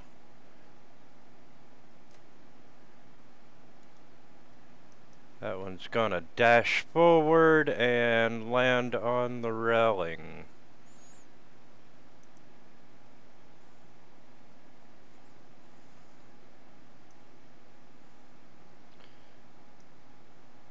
"15" is going to do a same kind of dash and land on 15 the other. is. Well, how did two of them pass their saves? Yeah. Yep. Okay, I missed that. Sorry, I stepped away for a sec.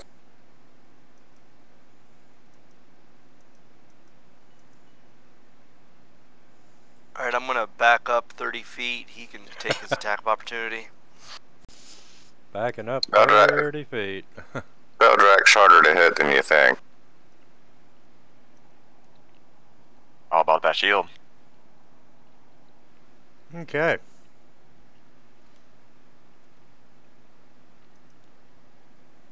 And then I'll shoot him.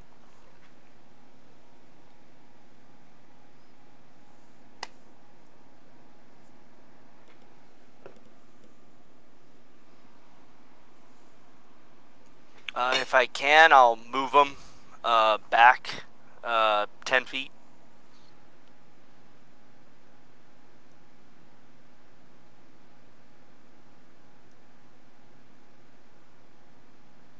And then I'll shoot again.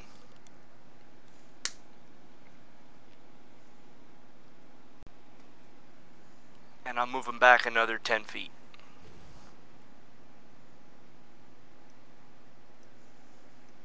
No, back. Back another 10 feet.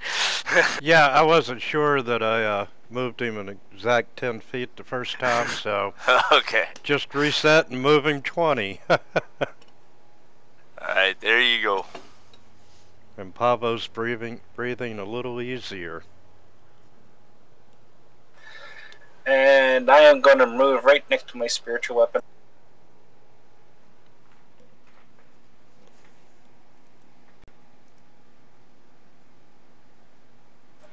And I'm going to cast Wave of Terror yet again.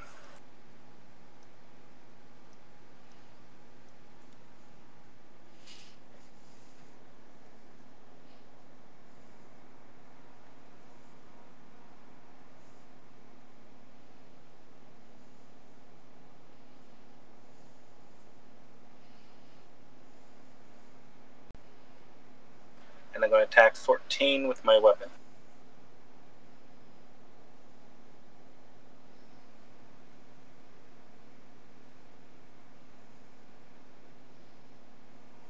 Just can't hit with it. Alright. It's a 17 to hit these guys. Okay, so number 2 is going to dash the hell away.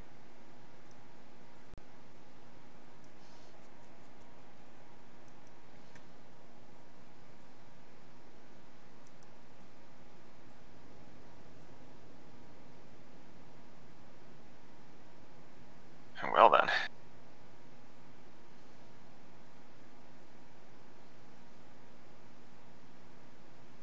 I'm going to do lay on hands here.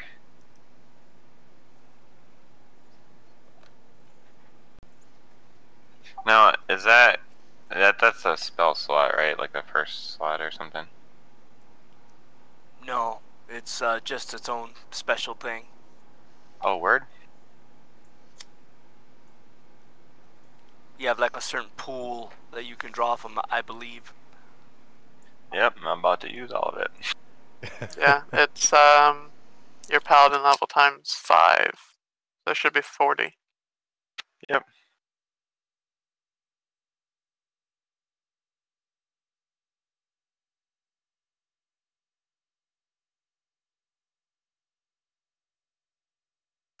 Meanwhile, I'm a terrifying cleric.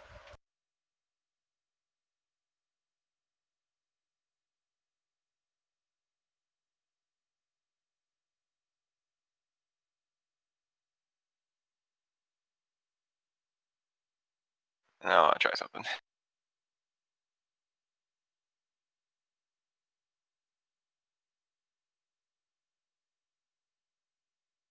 At first level, I'm going to try Compel Duels.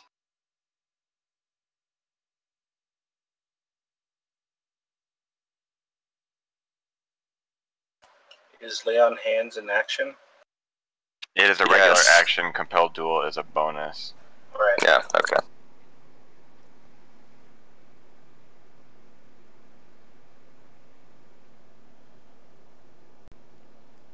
Never mind. Not a bad Yeah, hold on. Go into your Compel Duels, open up your Spells tab. I Or doubt your it would. go into your Actions tab. I understand, but I just want to make sure save's set right. With Wisdom DC 12.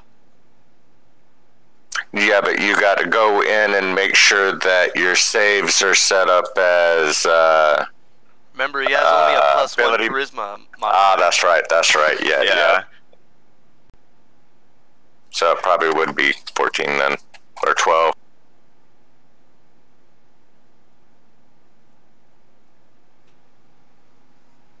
Because it should be ability +8 plus proficiency.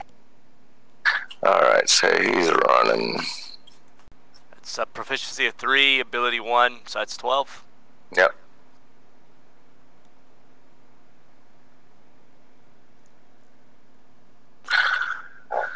What's my minus for 15?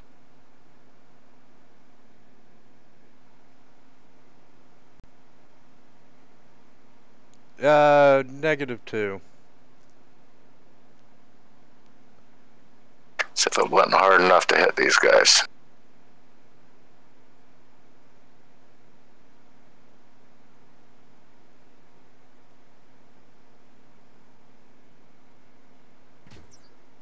And that probably would have been a hit.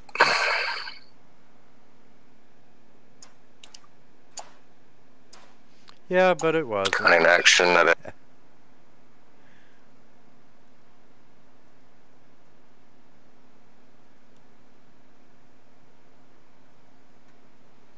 Okay, 19 is still frightened, feared.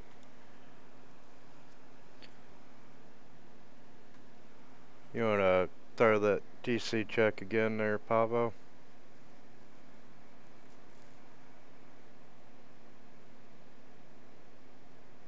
Oh no! Ha ha ha ha. Alright, Helm. Okay, I'll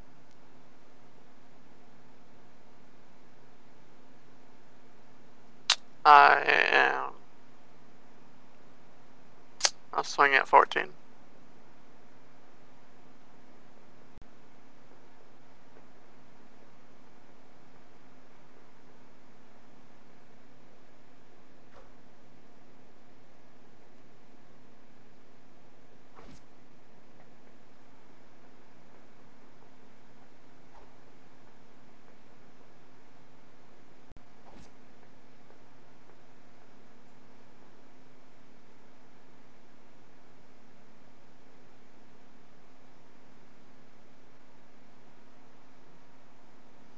Alright, and 14 is not under any fear effect, and he sees the object of his previous fear in front of him.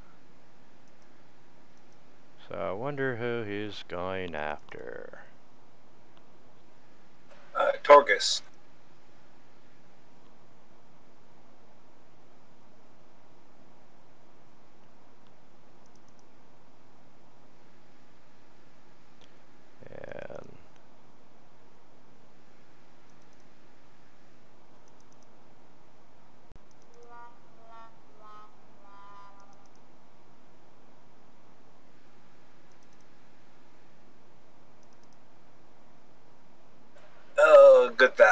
thing that last one missed.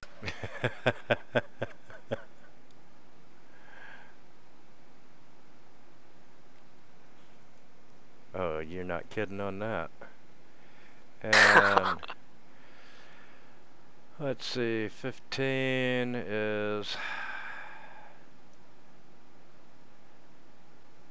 going to dash away again.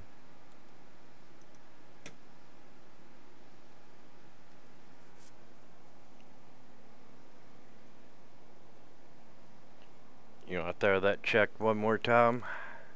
I was just doing it. I failed.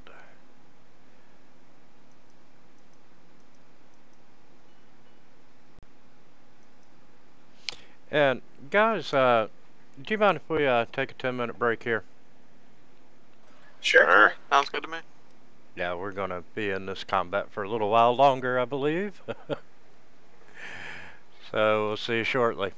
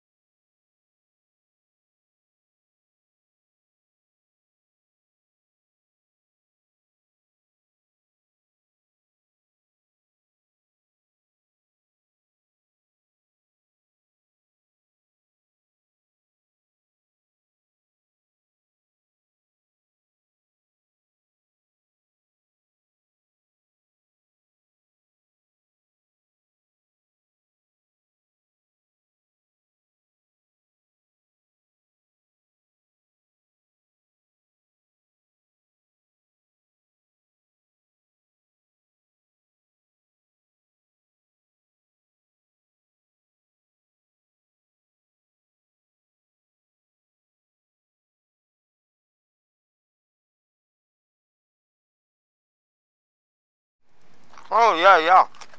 Just seeing if anyone's played it, see if it's any good. It reads well.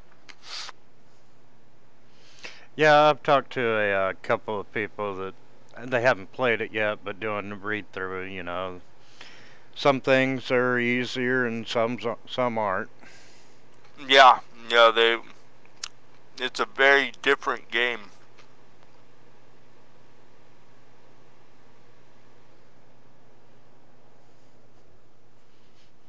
Yeah, I'm buying a ream of paper today so I can read it. I was surprised by the amount of stuff they gave away for free with that playtest. I mean, it was crazy. There's like a 300 monster bestiary that they just said, here you go. Yeah, and you know the module and pretty cool. So this is just a revision of Pathfinder? No, it's more than a revision. It's a different game. It's completely different. It's like if you heard Torgus speak briefly about Starfinder. Starfinder was like a midway point between Pathfinder and what this is. I mean, they totally changed the way you build characters, totally changed the way bonuses and spells work. Actions are totally different. I mean, it's basically just a different game.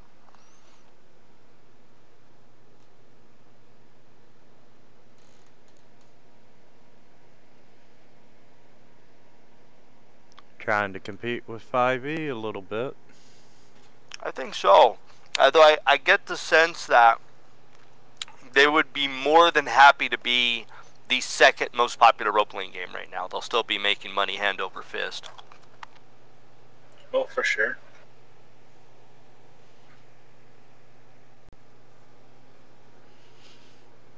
You know, second place ain't so bad.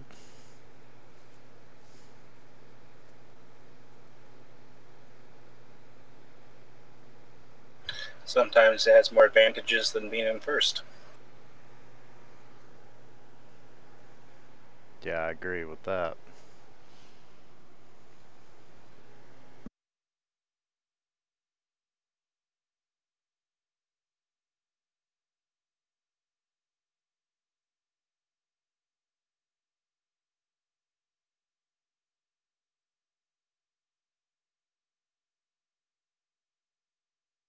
Yeah, we'll see.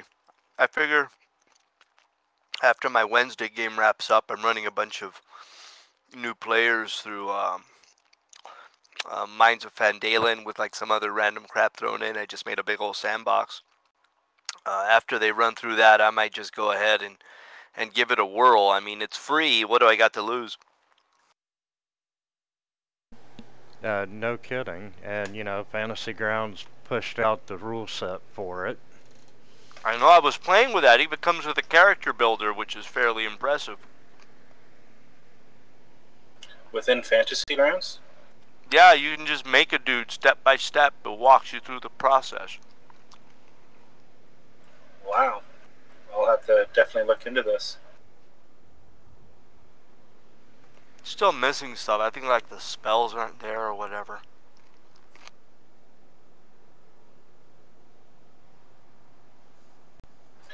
I like how there's a lot of prerequisites for feats.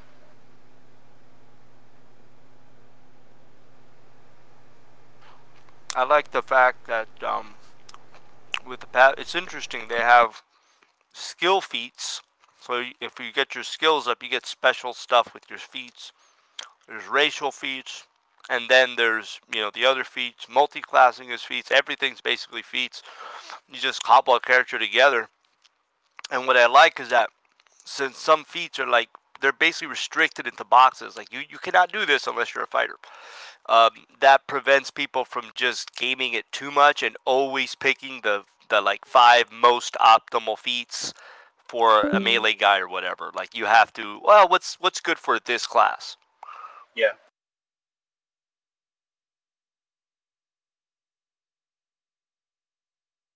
Well, I never played Pathfinder, so this is all new to me. Pathfinder was interesting, but it would take hours to make a dude. Like if you were like planning them, you have to like plan your guy from 1 to 20. Combat was a slog because it's like you couldn't move without worrying if your square was threatened, and like it was a little bit much. But yeah, it's this is an interesting revision.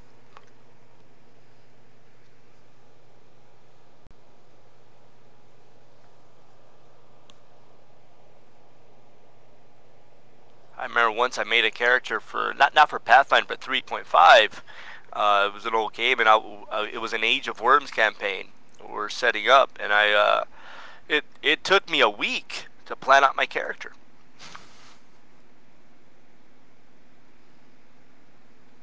So how would I set this up with Fantasy Grounds? Do I have to go through Pazzo or just straight through Fantasy Ground? It's auto downloaded. If you do the update, they give everybody the rule set. Oh, sweet. But it doesn't have everything in it yet. They're still uploading stuff, so if you really want to read the rule set or whatever, you go to Paizo and basically download the rules for free. Yeah, I believe it's right there on their homepage right now. Yep, I just need to create an account to download.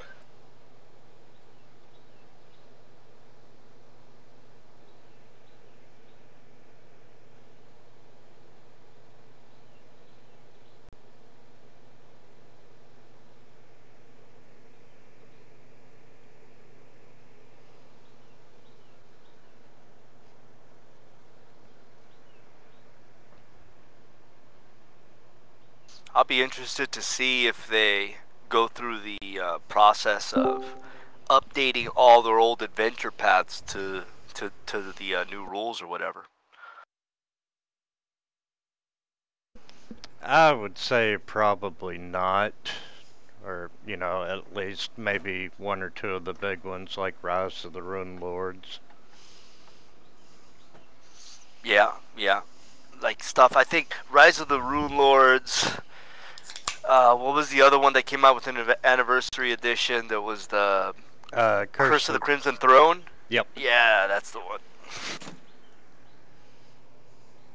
I always wanted to play and then I just never did because at a certain point I was just over Pathfinder. I couldn't deal with it. But I always liked the what was the one where you fight robots. I thought that one was awesome. It just it looked cool, but I was like, damn it! Iron Gods. Yes, like that one looked amazing, but I just couldn't handle the rule set.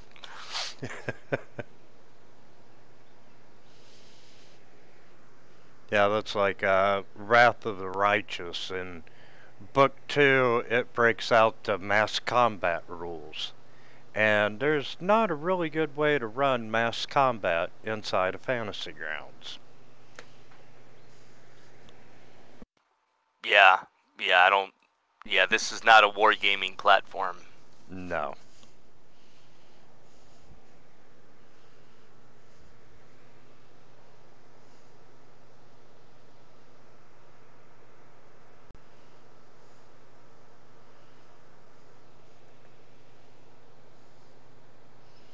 I'm so happy that 3 to 4 weeks I will be one Pathfinder campaign less. No, yeah. 3.x games are just I've like there was actually a group of guys that I met on N-World. They have like a little forum, gamers seeking gamers or whatever, and I found a local gaming group, which is so hard to find, literally 3 blocks away from where I live. It's like right there. Great bunch of guys and everything, but they refused to play anything except 3.5. I played with them for a little bit, but then I just couldn't. As much as I love playing around a table and the guys were great, I just couldn't handle that rule set anymore. It's just too much. Nah, I agree with that. A friend of mine, he was playing a couple of tabletop games of 5e with me, and his girlfriend's relatives are really big into 3.5. And he was so pissed off that he just couldn't walk into Books A Million and buy the 3.5 books. It's like, dude, you know, that's 15 years old now. Yeah, I mean, you can, you know, you really want those hard copies. I mean, good luck. Maybe Yeah. eBay, maybe. And be willing to pay for them. Yeah, I just finished. I had what was it? I found, like, I was randomly cleaning up my you know, desk in my room and all this, and I found like a random, I think it was Magic of Incarnum. It was like some random 3.5 splat book, and I just threw I just threw it away. Like, I don't want to deal with this thing. Yeah, to give you an idea, Dungeons & Dragons version 3.5 core rulebook set, hardcover, $124 on Amazon. Wow.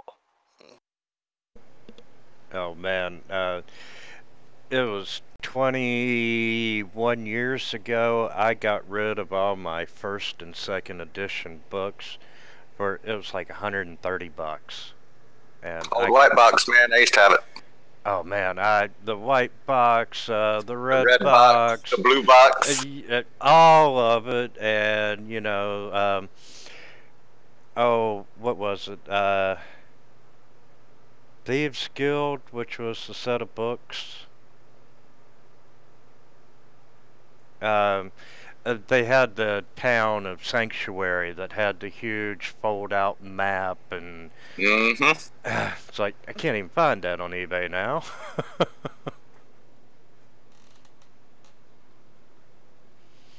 Which, if any of you all are looking for a Windows 10 registration key, go to eBay.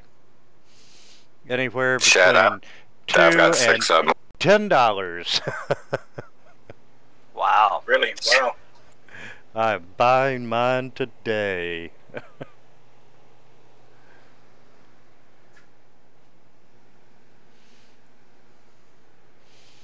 And we'll give Azoth 2 minutes, and we'll get started.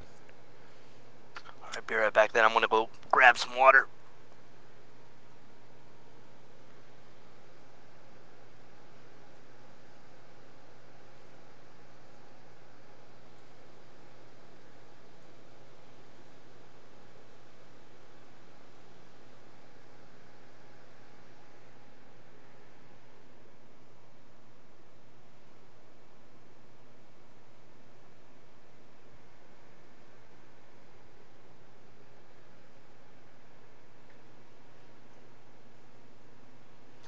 Back. Yeah, I'm not a big fan of that spell, Pavo. Well, there's only 3 charges, and every evening or morning, it recharges 1d3.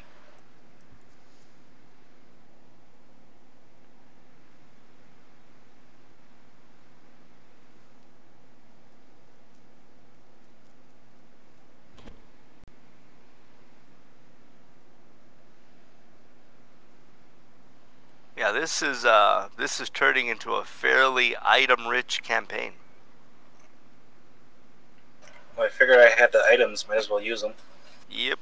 Well, it's about time, because the first half of it, you know, there was no magic items.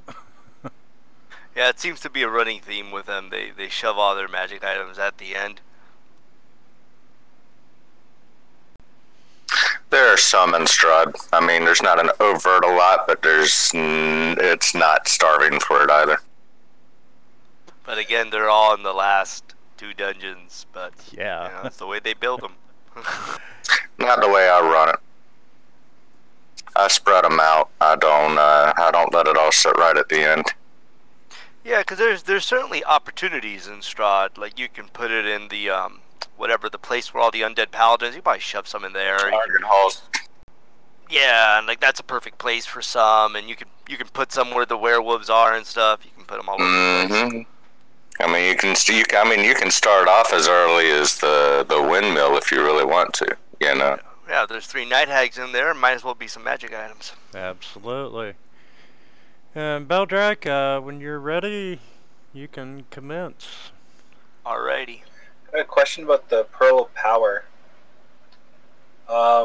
If I use a 4th level spell, do I get to refresh my 4th level, but it uses a 3rd? No, you only you can only. Oh, that's interesting. I think it only refreshes up to 3rd level spells. Yeah, I think it only refreshes up to 3rd level spells. Alright, because I saw a revision, so I don't know if that counts for us. Oh yeah, you may be right. In the hold on, I'll look it up. You can take your turn. Alright, so according to Roll20, it's if the expended slot is of 4th level or higher, the new slot is 3rd. there you go.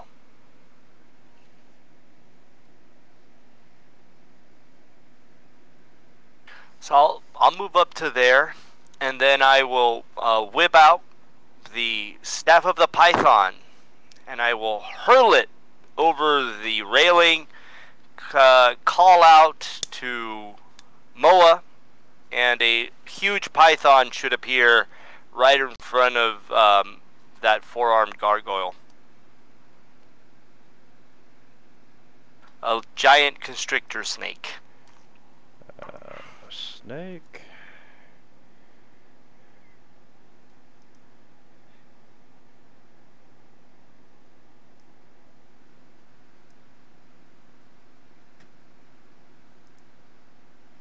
And you throw it in front of which one? 14?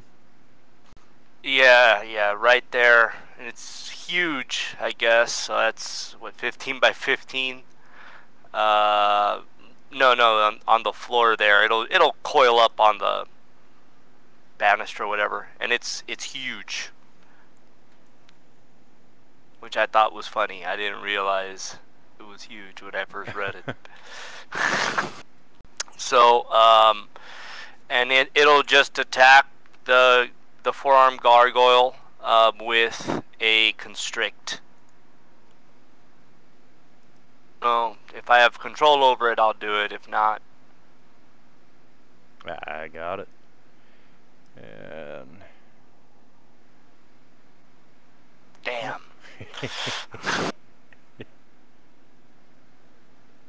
So, and I think, yeah, I think that's it. That's all I can do.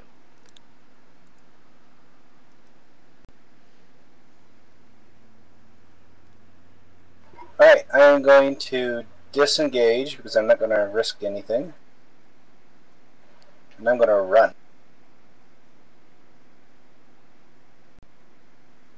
Oh, Beldrak's in my way. Alright, I can run to there. Oh, yeah, he's 30.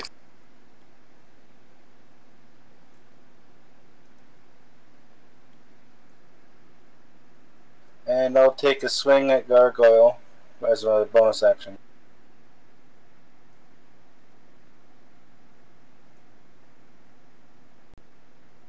Still misses. Alright, that's it.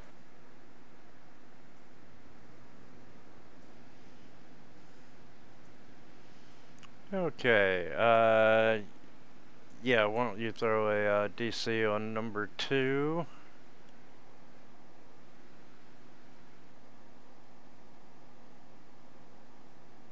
Damn it.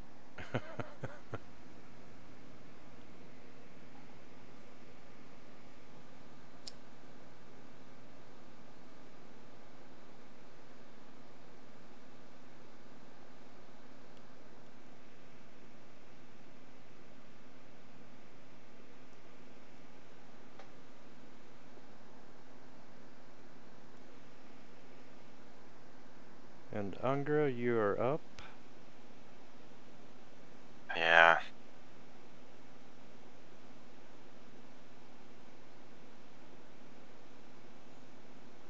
We'll go there.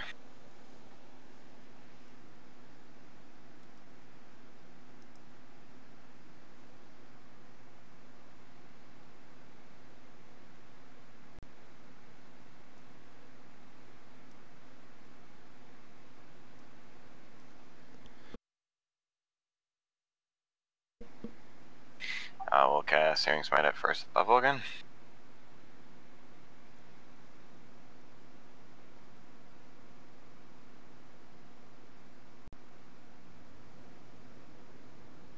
And try to hit this thing.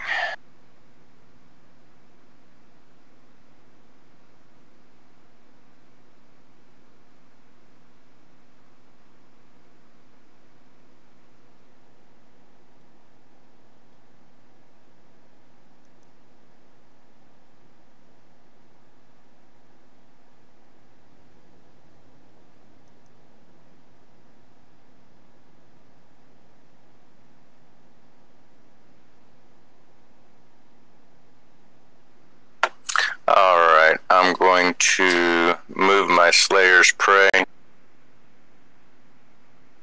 off of 15.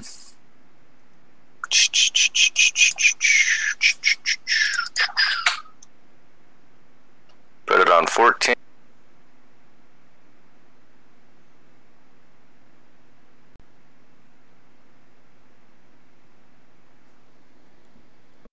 I'm going to attack 14.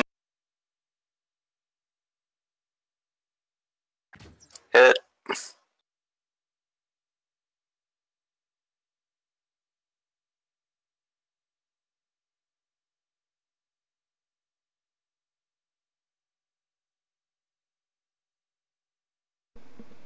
And damn.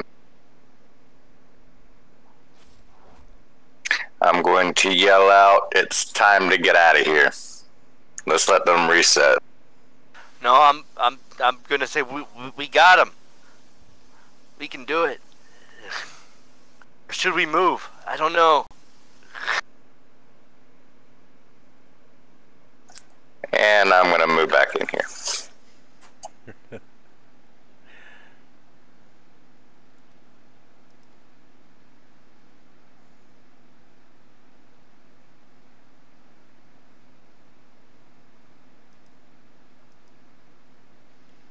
Okay.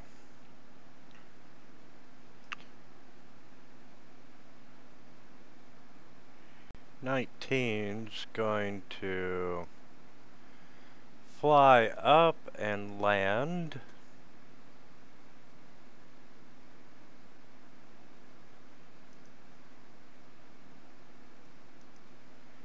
And he tries to bite.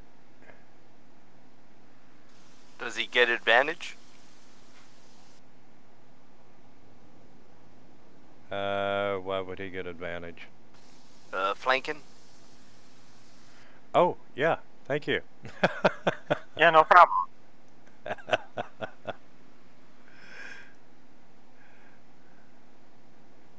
Oh, they would heal back, Ungra, but they would reset. There's got to be a way around them that we're missing. Because they didn't attack you, myself, nor Beldrak until we tried to leave the room. While we were in the room, they didn't attack us. Yeah, I'm all for backing up then. Because this hurts.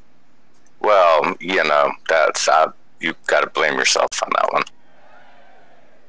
No offense, man, but Yeah, you didn't pay attention that the one behind you was not still feared.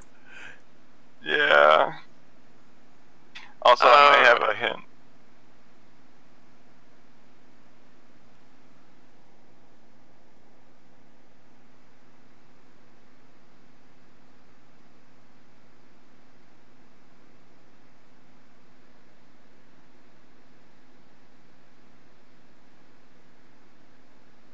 Okay, I am going to disengage.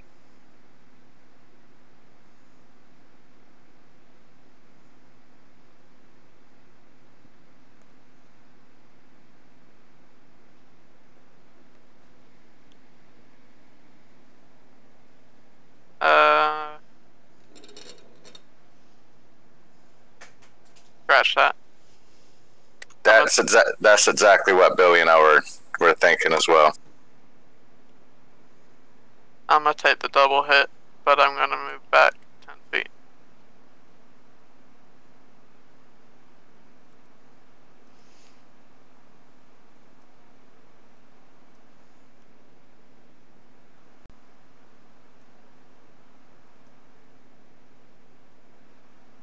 And they both missed you. And I'm gonna ready an action in case one of them gets into melee.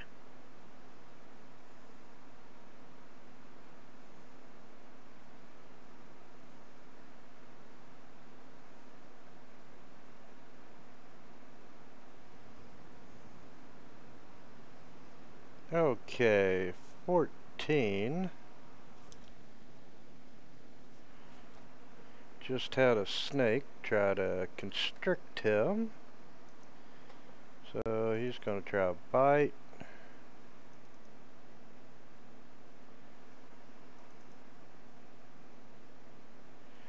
Then he's going to try a claw. Another claw. And the snake, the staff erupts into shards and is destroyed. Do the shards do AoE damage? Sadly, no.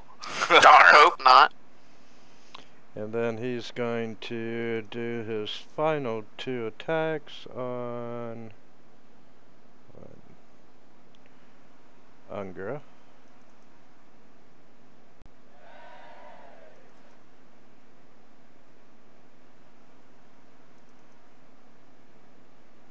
Ah, so close. And 15, throw that saving throw again there. Let's see if he stays feared. Got it. 1 sec.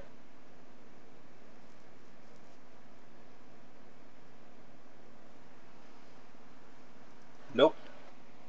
Love it. Alrighty. So I will move around the corner here. So I get some clear shots. And I'm going to fire on number 14. Hold on 1 second. Let's see here.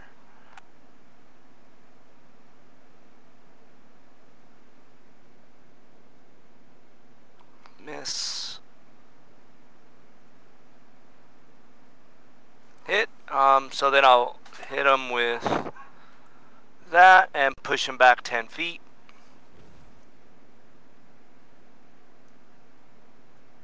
I'm then going to burn another sorcery point, so I can do another Eldritch Blast. Fire on number 19. Do I take any negatives around the corner or anything? No, I'm gonna give you that one. He's throwing the benda. Alright, so here we go.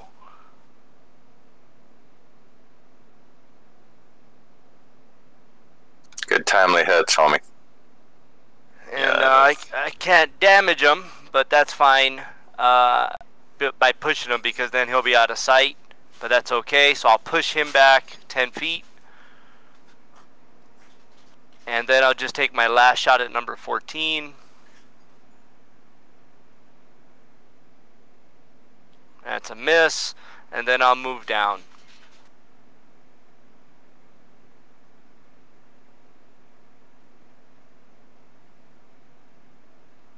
There, since I guess we're backing up. Oh wait, that's too much, sorry. To there. That should be actually no. There. That's how much movement I should have. You're gonna run around the block just to get to where you're going? Yeah, pretty much. Alright, that's it.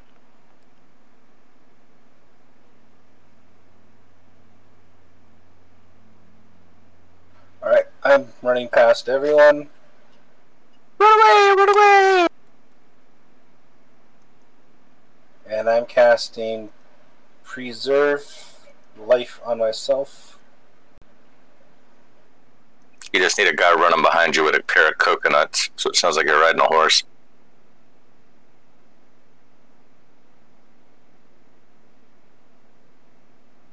But I can only heal half my max health.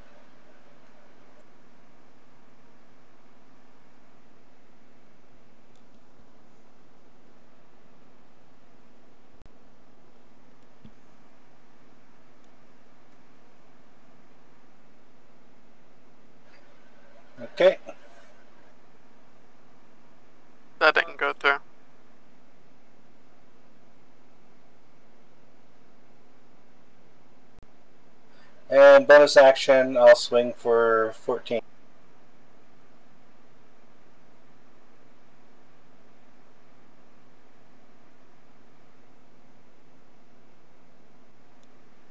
Finally hits. He's almost down. Alright, that's it. Yeah, we're in round like 43 and we're just about to get one of them down. Yeah, no thanks. Okay, he's still feared, so let's do the saving throw again. Number 2.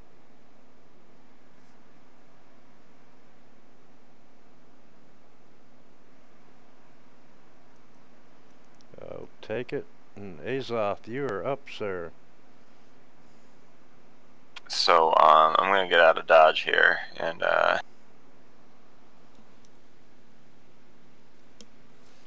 Wow, what a change of attitude a single round makes. well, you crit me twice. Helm, after this fight, get the biggest chain you have, tie it around yourself and around him with only about 4 links difference. Sounds like a good idea.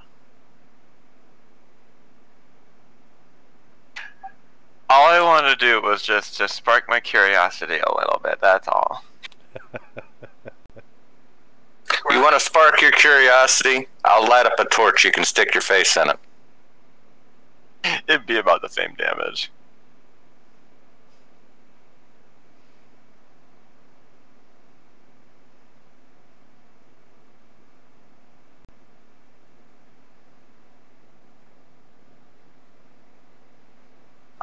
Ah, yeah. I like him sitting there. Alright, so I am going to just have a little bit of fun because, well, they can't get me from here anyway. So let's move El Hunter's Mark.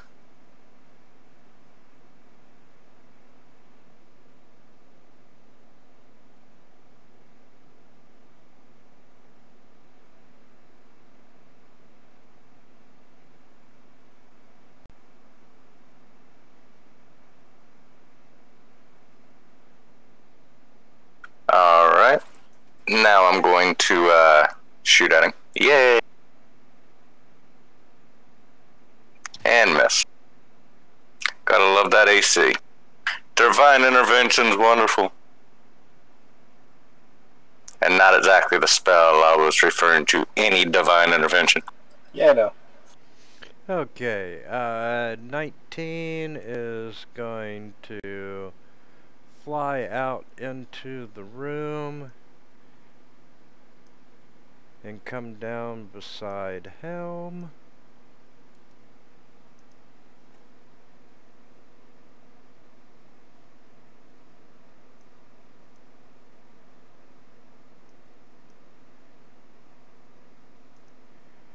And we're going to try a bite attack.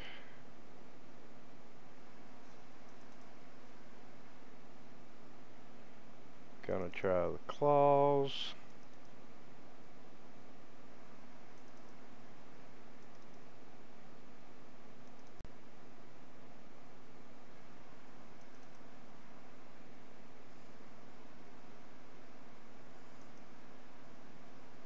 Alrighty. Bye-bye, Mr. Gargoyle. I am disengaging.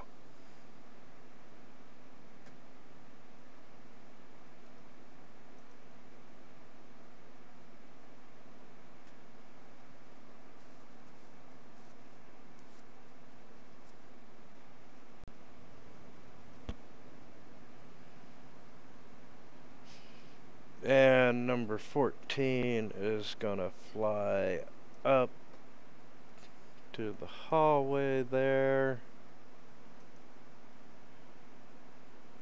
15 is gonna fly up to a pedestal.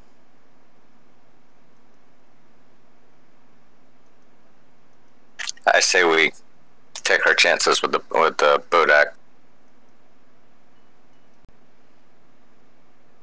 And then we can then we can circle around the backside, on the backside door, and see if we can figure out something with the gargoyles.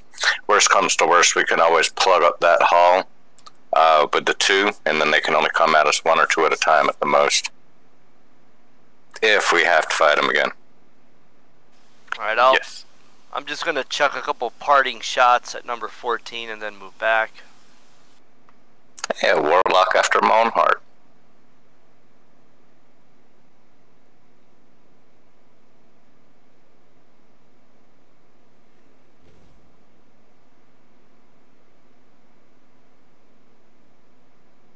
And with that, I'll move back to about there.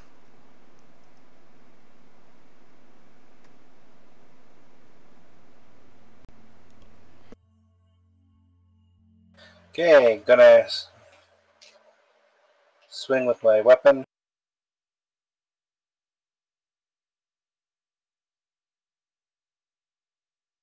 And a sacred flame.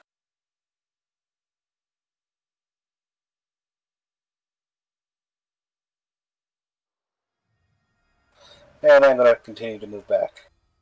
Check out your casting DC on that sacred flame. I think it's right. I just want to be sure. It's 14. My DC threw him off because my charisma's too low.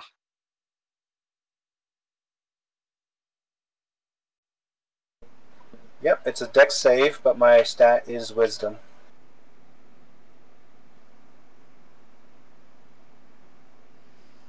Is your wisdom a 16? Yes, it is. Yeah, okay, cool.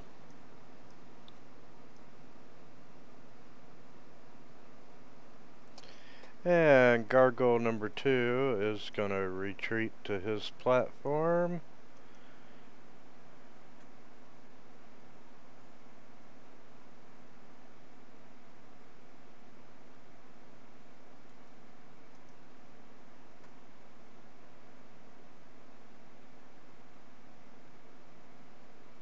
And I agree with parting shots. I'll take one more.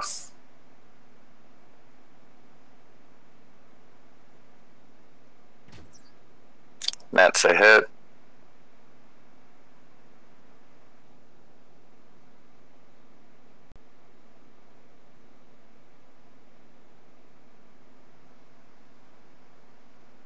Look at them ones.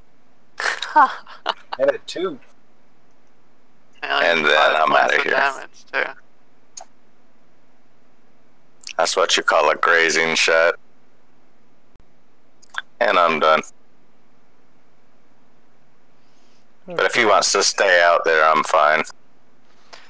FYI, I think you can only do 1 shot around with the heavy crossbow, right? Because that's the loading property. Wrong. I've got the crossbow feet. I can do 2 shots around. Super nice. Crazy. If you had Like it. 2 shots, wow. I will next level. I'll hit range of level 5. Will get me extra attack. If you get what is it? 2 shots with a heavy crossbow. Wow. I thought that's only with hand crossbows. No, it's heavy. It gets rid of the loading property of crossbows, and if you have a hand crossbow in your hand and you do a melee attack with the other hand, you can follow up with a hand crossbow shot. No, the hand crossbow, the way it is if you do an attack, it doesn't need to be a melee attack. If you do an attack with a hand crossbow, you get another attack. So you can, it's like a pistol. Doo, doo, doo. You could do it with a weapon as well. You could do pirate style, or you can just go pew pew with the... Ignore loading crossbow or ignore the quality of crossbows. You're proficient. Being within 5 feet of a hostile creature doesn't impose disadvantage on ranged attack rolls. When you use the attack option and attack with a one-handed weapon, you can use a bonus action to attack with a loaded hand crossbow. There's only one type of one-handed weapon. A hand crossbow is a one-handed weapon. Actually, yeah, that is true. Yep, now that I think of it. Yep. Mind you, I can't see how that would be easy to load 2 crossbows in the same round, but... No, not 2, just 1. Just like 1 pistol, one-handed. Mm-hmm. Alright, anything else you want to do, Helm? Oh, there's no reason to. Okay, and number 14 goes to the pedestal, and we're effectively out of combat. You all hide long enough, and the gargoyles reset. And, you know, Yaka comes down, and y'all got your asses kicked, didn't you? And then I turn and look at Yak and say, yeah, and if you were smart like us and actually got out of a battle you couldn't win, maybe you wouldn't be a floating skull right now. Oh, I have all the advantages in the world. No one can touch me unless I will it. Exactly, but you can't leave this dungeon. But that doesn't mean I don't have friends. Oh, I can tell. Is that why you're following us around everywhere? You know, Beldrak, he's just so charming, I'm compelled to follow him around. Yeah, Beldrak loves having a pet skull. Okay, so, what do you want to do now? Paladins, are you going to be using healing spells? I don't have a decent one available. So, if we go for the bodak, presuming you guys tell us everything about them, do we know that looking at them is bad juju? Yes. Or at least I looked at them and it hurt. But with 2 paladins, we have an objective advantage against them.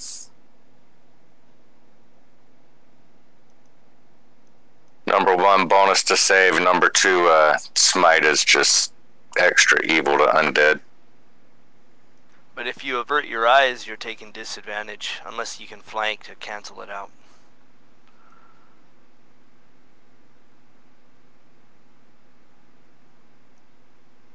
Well, before we do anything, I'd say it's a good idea to rest.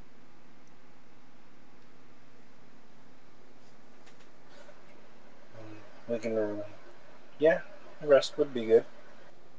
And before we do anything else, I'm tying a rope around my waist and around Unger's waist. Oh, come on, guys. It was just one mistake. That almost got all of us killed. That was just a side effect. A very negative one. Don't I have a say about this rope? Since we're resting, I'll use my medic feat. Yeah, we'll give y'all a heads up.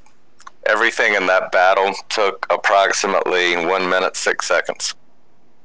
Yeah, and you all just come off a long rest, really. Yeah, we just went in, got beat the hell up in the less space of a time of a long Super Bowl commercial.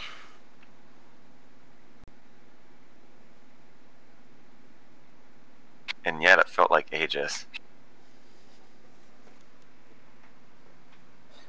Alright, I guess we'll just take a short rest then.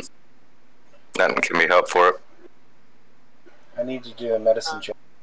Say we're pretty. Could we go push for a long rest? I mean... Not a minute, not 5 minutes after we just got done doing one. Unless basically, like, what a long rest is we're sleeping for the night, right? So it's 6 a.m., we got up, it's now 6:02.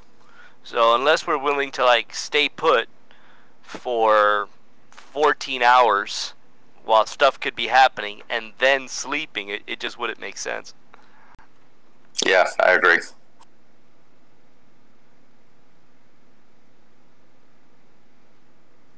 I mean, I'm willing to sit back for 14 hours. You know, I'm a dwarf. I sit here and drink ale, so what everybody else. But, you know, number 1, a lot can happen in 14 hours. And number 2, DM's got to approve it. Yeah, 14 hours in a dungeon, that's at least 14 encounter rolls.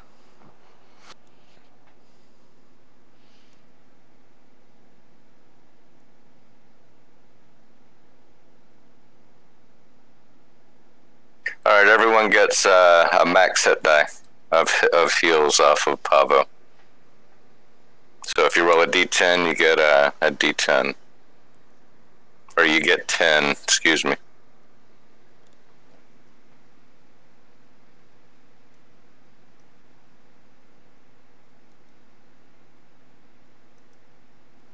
We are taking a short rest, yeah. I don't know if we're taking short or long. I haven't gotten a vote back from winner yet. You know, I mean, realize when we're saying if there's going to be a long rest, we're basically going to be sitting put for 14 hours.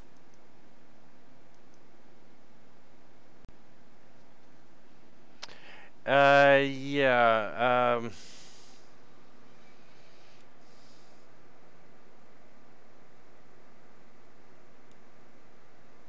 and honestly, the chances of you having an uninterrupted 14 hours are slim. Well, I am an ugly dwarf. Generally, things don't want to get near me.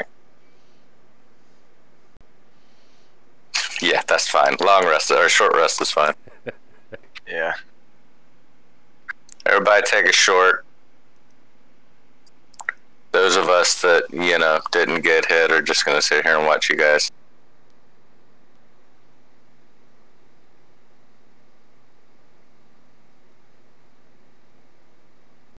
Feeling rather hale and hearty, aren't you, Beldrak? Well, I somehow, after opening that chest, I just feel so full of life. I can tell. How would I use one with max hit point on it? Just ask winner to give you 10 hit points. If you go to your main screen, you can then change your wounds at the bottom. Oh yeah, but physically. Then about the die itself, how would I change You that? we don't waste the die. He put a heal spell on you, and the heal spell heals you for a maximum of 1 hit die. So it'll be 10 hit points. Oh, okay. I'll get it. Okay, so 10 points to Azoth. Oh, I just changed. Crap. Yeah, we should be good. Okay, so we know after talking that bodaks kind of look like the main character from Scream, and don't look at them, and or try not to look at them, avert your eyes. Yeah, see, I told you, he looks like flipping Scream. He does. And So beat him down. Aim for the body and legs. And I'm not sure if it says it on the stat block or whatever, but I'm pretty sure if you're like, you know, fighting Medusa style where you're not looking at the guy right away and hitting him, that has to be like disadvantage or something.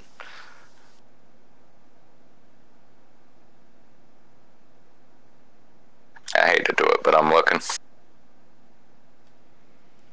Yeah, I'm saying I figure disadvantage would probably apply.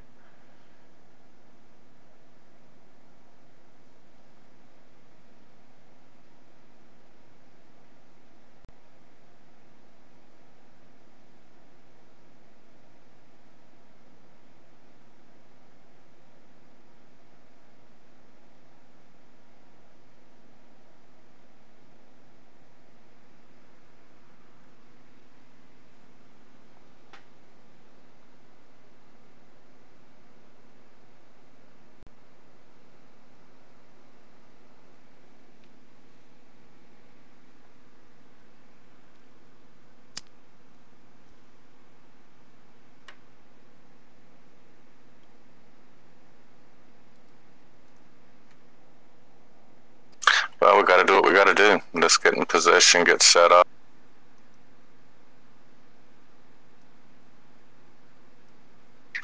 It's a tight fighting quarter, so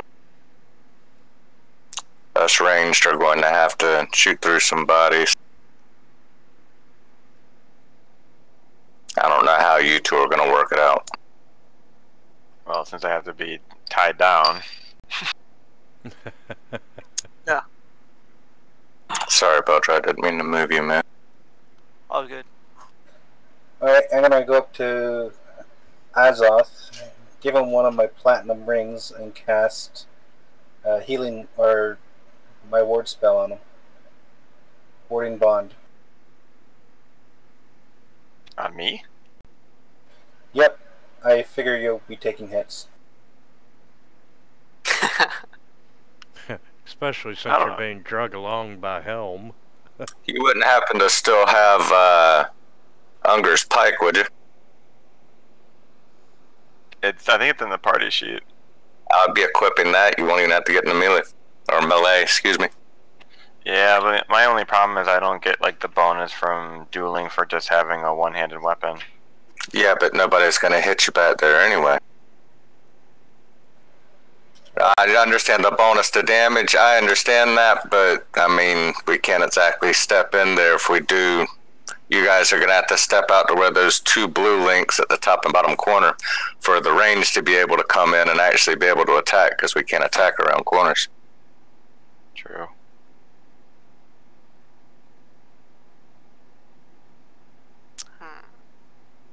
Cool. In that case, I'm casting it on Helm since he's going to be the tank. He's always tanky tank, but yeah. I mean, unless it's somebody can come up with another idea. I mean, we can do it that way if y'all want to get inside and position yourselves that way. But we'll be doing a fight on two fronts, and you can ask any German, that generally doesn't work. Or any Nazi, should I say. That was kind of bad to say German. No. World War One. It also happened. Yes, that is true. Yes, it is. Yes, it is. Alright then, Helm has it instead. What was the spell? Warding Bond. You take half damage plus 1 AC bonus and 1 save bonus. Oh, okay, yeah. Just don't get hit, because I also take damage. I think that'll be happening very little, but always be prepared. Yeah, he can.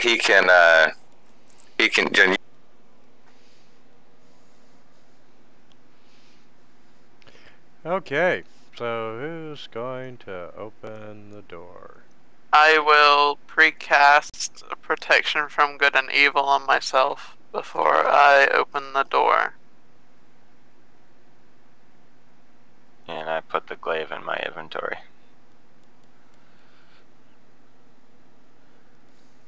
Yeah, I think I'm gonna. I like that protection from good and evil idea. I have that spell as well, I believe. Do I? It's been a while since I cast it. Hold on. I am going to. Right before you do that, who else is going up there? Who I else don't is have a stepping- choice. Okay, so let me, Pablo, if I can switch places with you, so, because I have to be touch range. So I am going to twin this. So I'm going to twin the protection good and evil and cast it on both Azoth and myself. So all three of us have juju against undead. Alright, was just doing a little research, guys. And you are correct. At the start of your turn, you can avert your gaze, but you get disadvantage on attack rolls until the start of your next turn. Unless surprised, a creature can avert its eyes to avoid the savings throw at the start of its turn. Okay. So, yeah. Does it say, is it basically like the blinded condition? Does it also get advantage against you because you're not looking at it? No, it says, it only says you get a disadvantage on attack rolls. It does not say. That's not that bad then. Okay. Okay. So everybody ready? Yeah. And it says at any time in between, for a bonus action or anything along those lines, if you do look at the bodak, you must immediately make your savings throw.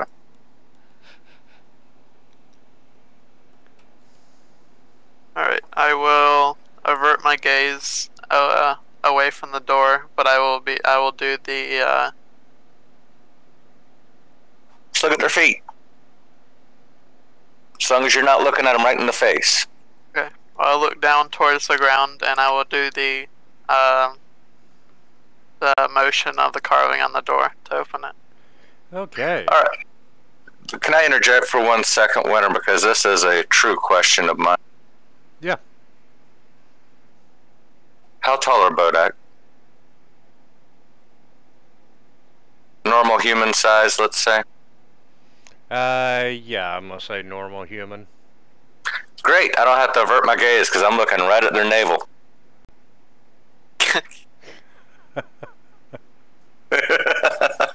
I'm just kidding, I'll still avert my gaze. Okay, you do the hand motion, and the block slides out of the way, and you're not seeing anything directly in front of you. However, you can hear a noise coming from the north. Let's draw their attention. Yeah, I'm gonna start banging my without the flame active. I'm gonna start banging my flame tongue on my shield, and then activate my flame tongue. Okay, you're making all kinds of racket. You should have said something. I would have started banging my axe off of that shield of extra sound. And yes, from the north, you do see a bodak coming around the corner. When you move forward, you'll see him. You can hear him coming, though. All right, I take it as initiative. Let's roll for initiative.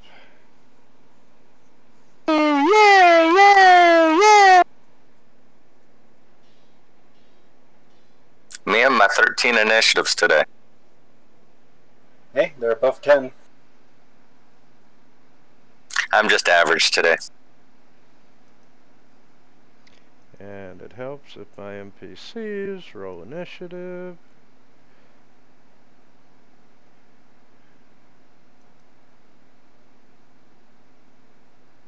I need to find myself an extra long suit of armor, like chainmail, so that I can put it and prop it right at the top of my head, and then I can put Yaka's head right on top of mine, so Yaka would be my head. It's a shame you can't catch Yaka, because you could tie Yaka to Unkh and always know where he's at. And so would everybody else. Like you need someone wandering around with a noise on their head. Alright, Beldrak, you're up if you want to do anything. Well, I want to avert my eyes. I don't want to look at it. God damn it.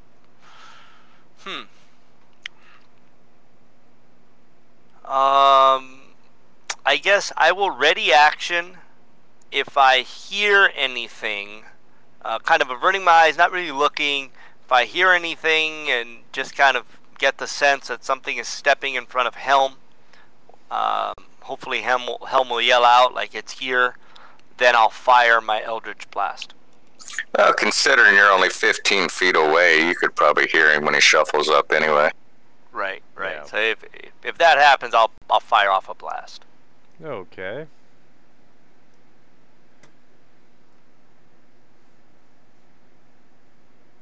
As Azoth ready in action. Oh, okay, excuse me.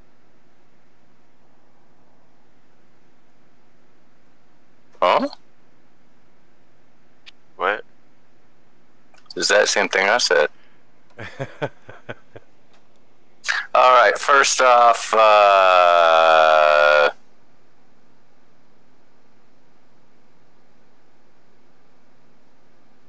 okay. No, it just looked funny because of the way that ready to action came out. It said 2 Beldrak by As Azoth. Yeah. And I didn't. I drug it over, so it gave Azoth credit since the combat tracker had... Oh, okay. That was the only reason why I was high. Yeah. Well, I will have the glaive something gets in front of Helm there. You two are tied together like the gladiators are in the movie Gladiator when they first go out to fight in the arena the first time. You had the big German with the little scared guy, and he cut his hand off and started using the chain with the hand on it as a weapon. Yeah, I remember that. I'm along those same lines. I will get ready to whoop some hiney hole with my eyes averted.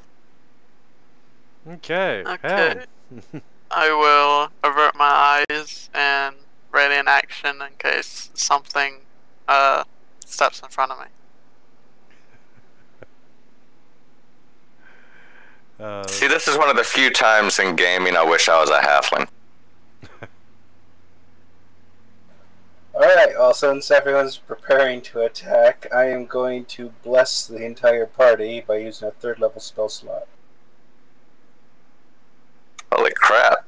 I feel blessed, my shoes feel blessed, my beard feels blessed.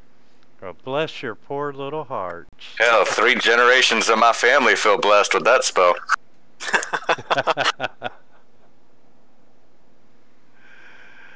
Okay. Oh, this is gonna suck. And let's lock tokens.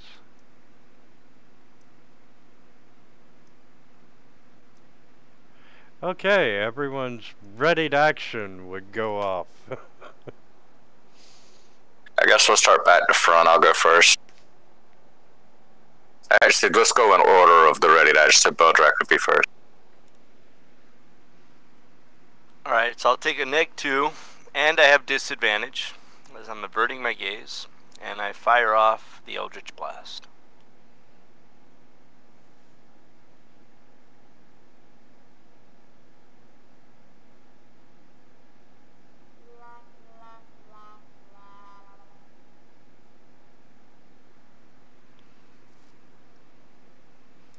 That's a miss, so I just kind of hear the thing kind of ring off the back wall. That's it for me. Azoth? Yeah, I'm going. Hit it. Disadvantage, right? I think you might also get a cover penalty with anything that you're not adjacent to if there's something in the way, just like a ranged weapon. So you also take a -2 from Helm. He's using a spear. He's using an extended weapon. And That's not how it works. If you're not adjacent, even with a reach weapon, you take a penalty if something's in the way.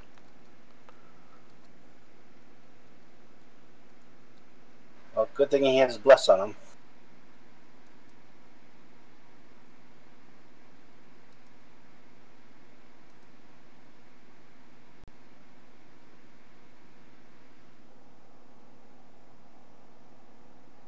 That didn't do him much good.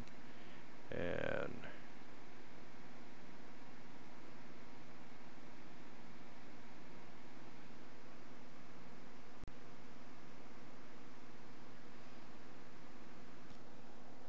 Torgus, you're up. alright. Shooting in between everyone's legs. That's basically what's happening right here.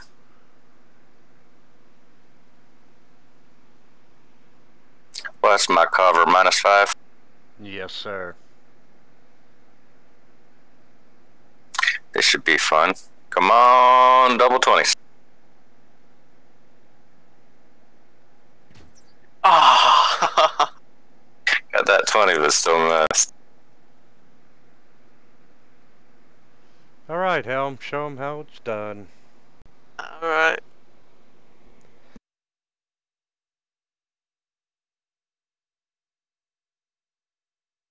Ooh, I almost had myself targeted.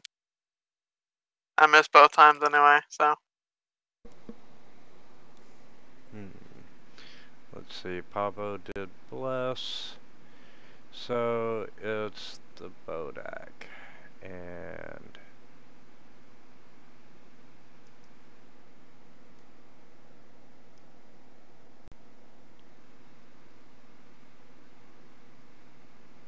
And Helm, this bodak is looking at you.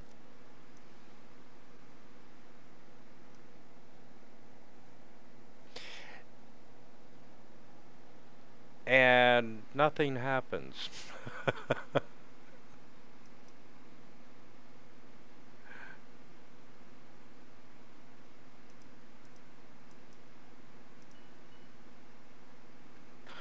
Alrighty, same deal.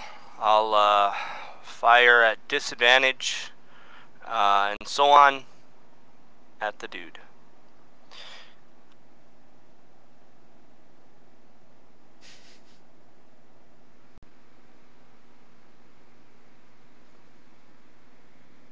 There you go.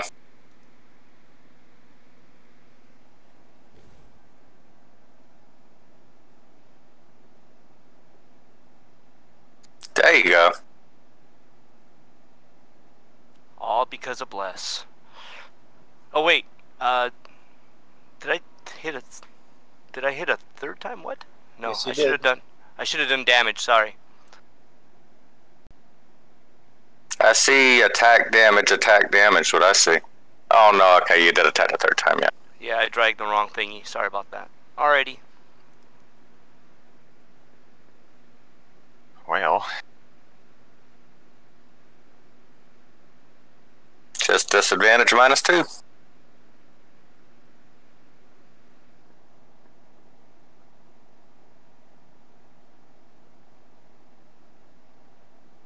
Oh, that sucks that it dropped the crit. That's the I second sure time. could have needed that.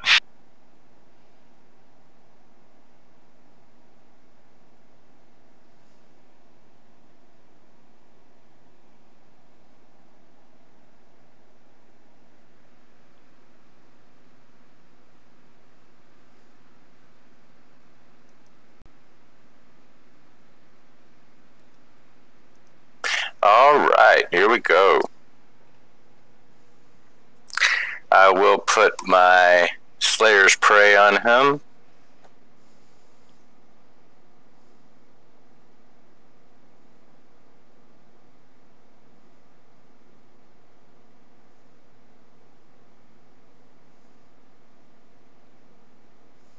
And I will attack him.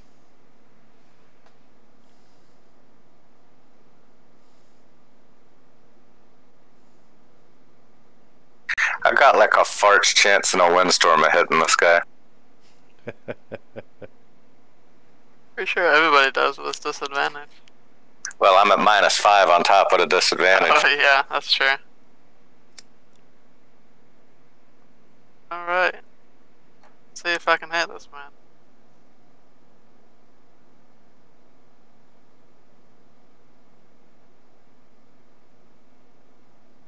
There we go. Alright. Let's do a level 2 might.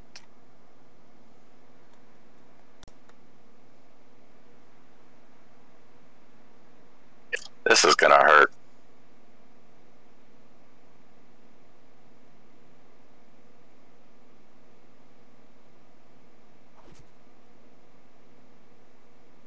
My extra D8 didn't go off in there. That's only 3. Double check with DM. They are undead, are they not?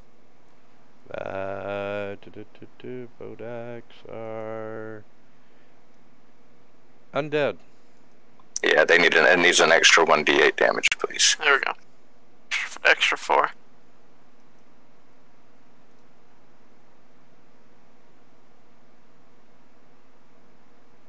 Okay.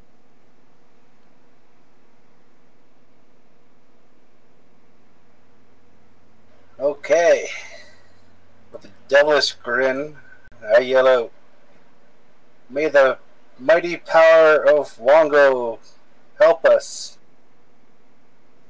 And I cast Psionic Assault. And Wango said, "Fuck you." Oh no, he got stunned. Ah, God, I hate the way they show these But- saving throws. But his power is not determined on him being stunned or not. It's his face that does it, if I remember right. He's just that ugly. Yeah, I have that problem. Alright. Stun doesn't last long. Okay, and let's see.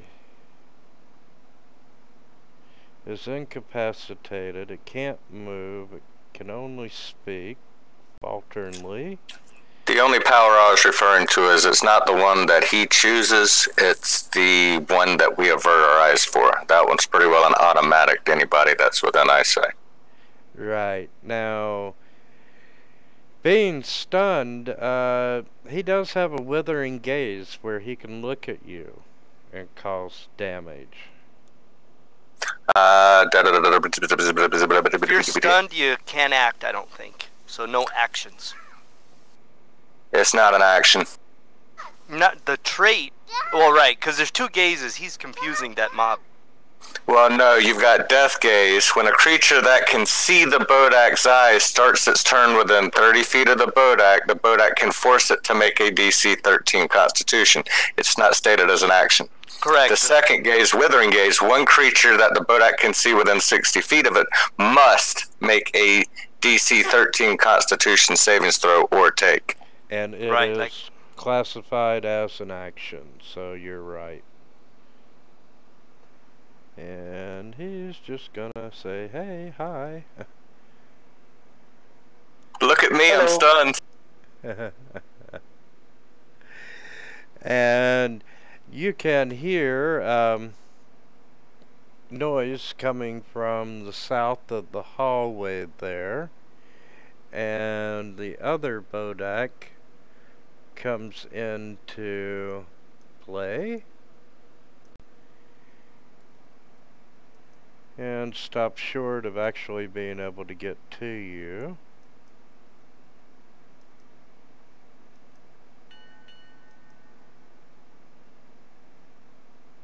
Alright, same deal. Now, if he's stunned, you get advantage, and we got disadvantage, so that would equal out, would it not? Yeah, Correct. But the stun ends on his turn. it's not his turn. Yeah, it did just pass, so yeah, never mind. Turn just passed. There you go. Yeah, so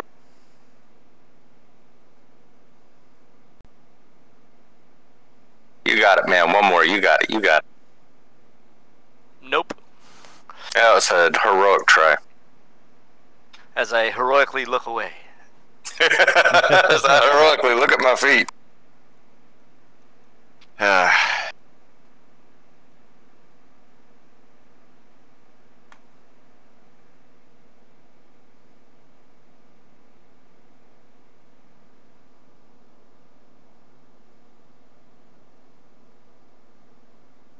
You think you got it bad. I only attacked once.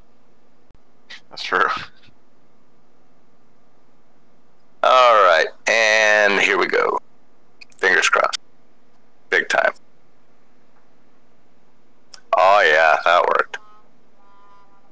I'm not actually gonna move, but I'm just asking this question for future notice. Since I have him tied to me, how would movement work? You're basically dragging him. Yeah, that's Would that not be half movement? Only if he resists, I would assume. yeah, you're basically dragging him, and if he's not resisting, I give you full movement. Okay, I just wanted to know. I won't That's a hit. resist, I just won't like it.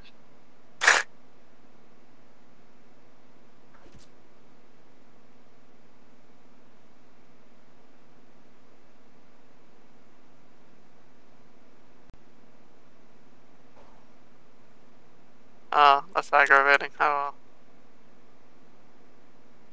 I love how much emotion you have when you're aggravated. Oh, that's aggravating. Oh well. Cleric's best tool, Sacred Flame. The best part about it is you don't have to do disadvantage. And he failed it.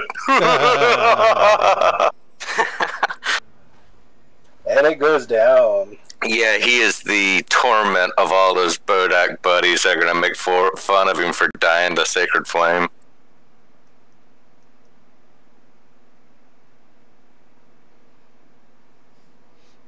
Alright, and number 10 is gonna come up, and actually he would stop right there.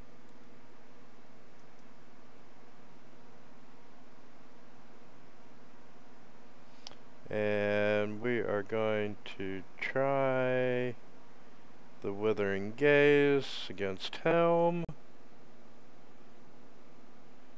And fucker. Bless is amazing. Bless is very amazing. Bless is amazing. Also, when you got a +3 aura on you. And Yaka comes down and flies down behind the bodak, and he's like, you know, that guy in the front of the line there thinks that you're really ugly. You know, just trying to piss off the bodak. Shoot, I'm gonna just ready in action. Same deal for it to kind of step in front.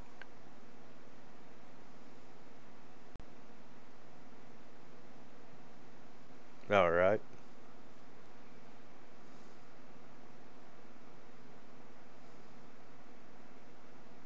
Why not? I'll do the same.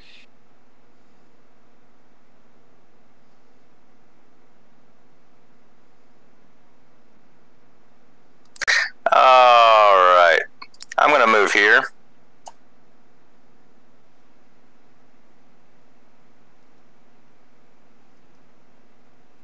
As a bonus action, I'm going to use my cunning movement to disengage to here.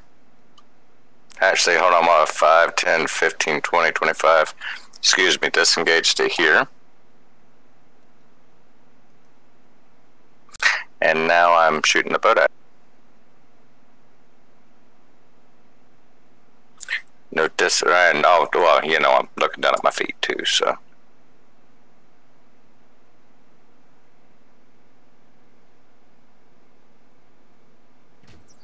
Yay! Take attack too. Mm-hmm.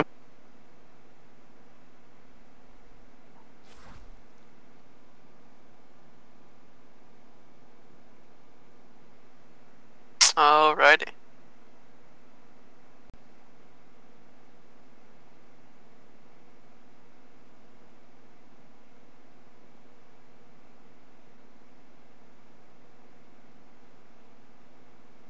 Okay, and I will avert my gaze and bodak.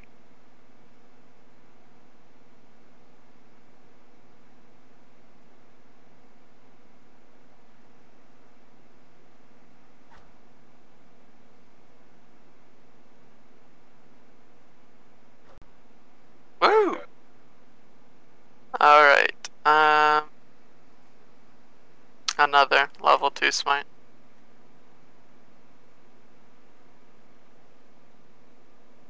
Go ahead, bring it.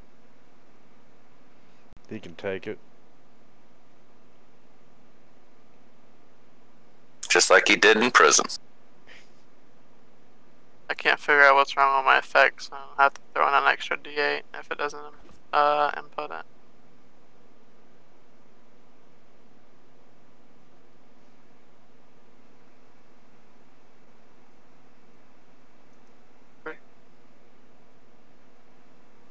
Okay.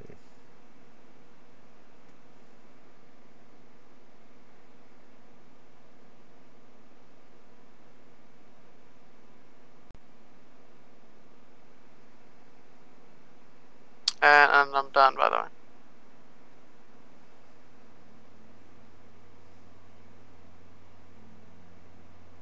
I'm gonna move up a little bit. Am I able to see him around the corner? No.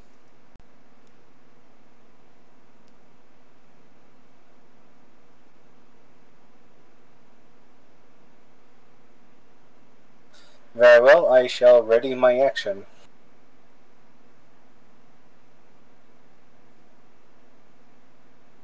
How do I do that? I got it. And okay, number 10.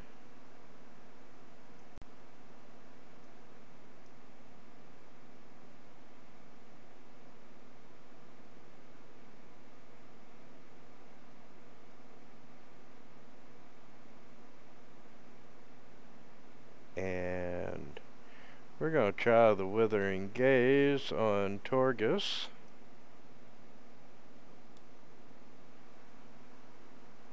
You get a +3 to that. It wouldn't matter, never mind. Yeah, not at all. Have some damage. And he is going to back down away. Attack of opportunity. Yep, go ahead and take it, sir. I hope I hit on this one.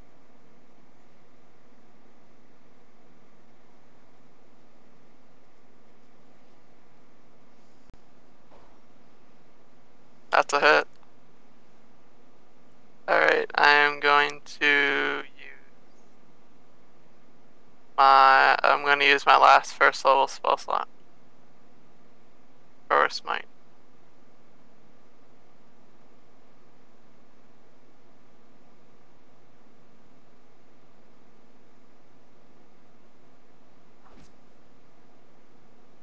And extra D8 for undead. Alright. And as a bonus action, he is going to activate his Aura of Annihilation.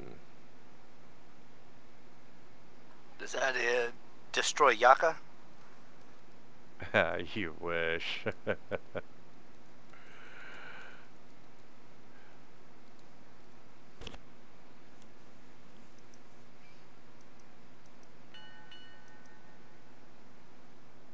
Alrighty.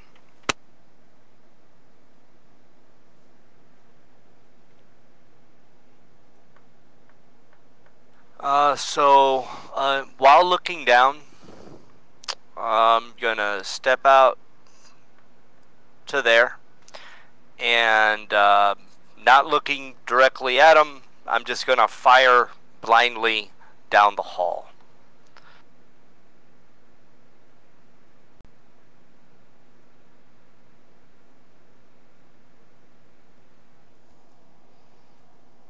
Alright.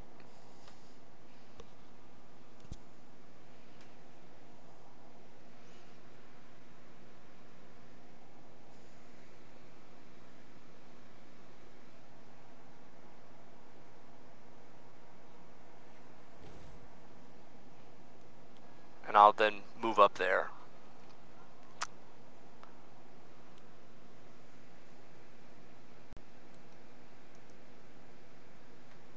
Alright, we got that extra die fixed now.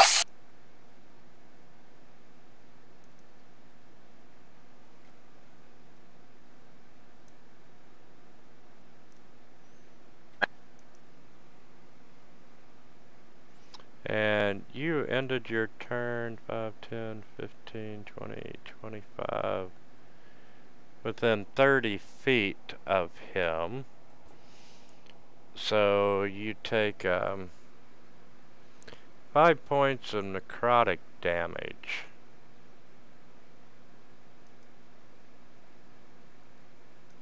Ouch. Due to his aura.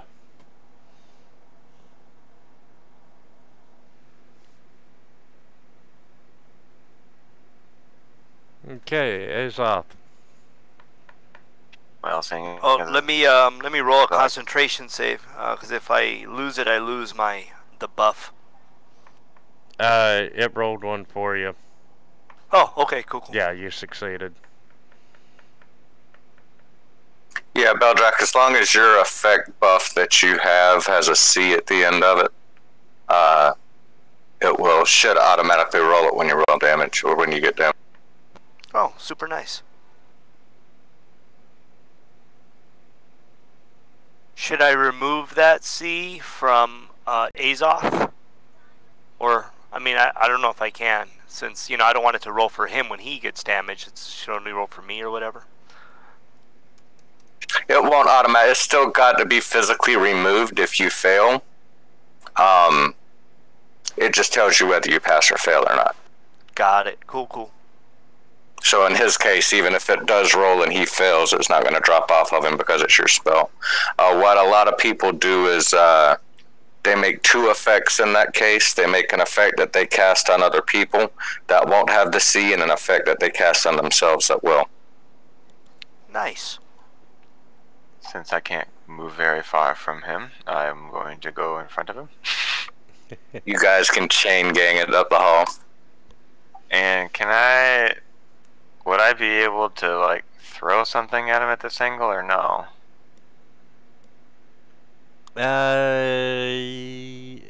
I'm gonna say probably not. Then I'm just gonna move back. You do realize you can move your full because I'm not going to resist, right? Yeah, that's true. You can drag him along. Hell, he won't mind. It'll give him extra movement. So... Hell, in fact, I'll chain you to me all the time. I only got a 25 movement rate. That'll double my movement rate. Well, I just moved 20, so it's not like I got much more, I guess. Well, you didn't do anything that first time, so I'm sure DM wouldn't mind. Yeah, if you want to make a full movement, you can. I'll even move Yaka out of the way.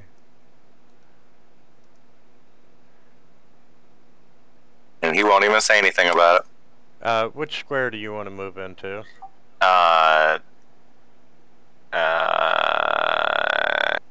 You probably want to attack him, so I'm sure you want to be adjacent.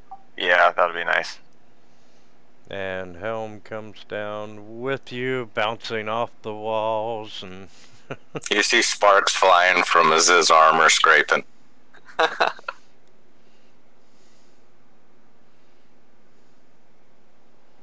Damn, good head, homie.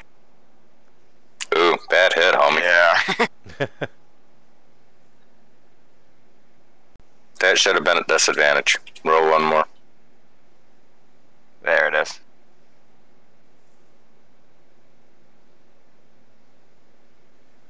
Alright, looking up. hold on a second. Azoth would take the damage from the And aura. Helm. Well, no, I guess Helm wouldn't because it wasn't his turn, yeah.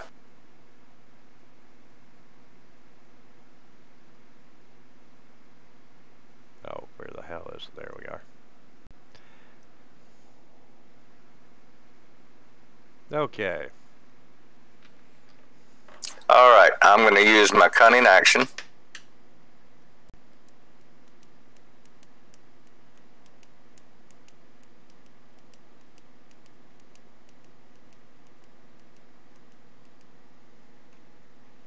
To get the hell out of there. To get right there.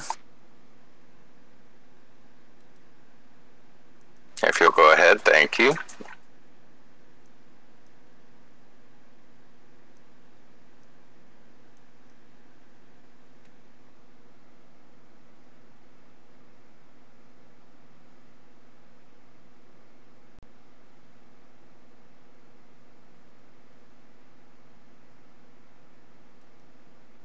And then I'll finish there with my normal move. Just in case it goes to another round. Okay, so force movement doesn't provoke attacks of opportunity, right? No, I guess if you do pull him away, there won't be an attack of opportunity on him. Okay, so I'm gonna move back 5 feet. Well, here's a question for you. Could he tug on the chain if Azoth was not fighting against him? Could he tug on the chain and switch spots with Azoth? Yeah, because that's exactly what I'm trying to do. I'm just trying to switch spots. Yeah, I'd allow that. We're really messing the rules here. That's a real. I mean, it's an interesting fighting style. Extremely effective. It's from the thug subclass of fighter. It's called Chain Gang. And then I'll swing without looking at him.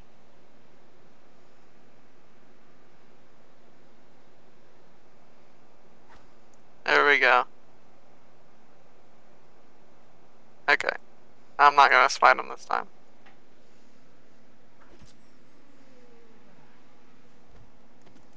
Guess what, guys? We may have just leveled. As long as there's not a fourth one over here that's about to treat me like his prison bitch. No, but there is a devil face in the wall with a gaping black hole of a mouth. Did you say a black hole of a mouth? Yeah, black hole. All right, I'm gonna move over here and see if I can see an elf head in there.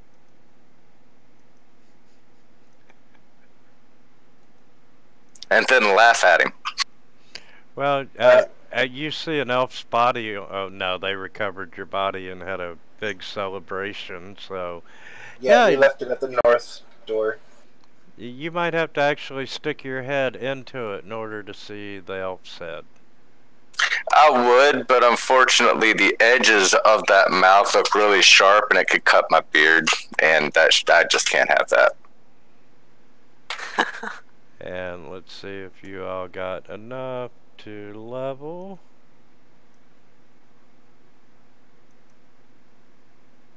Ding. Thing. Ding!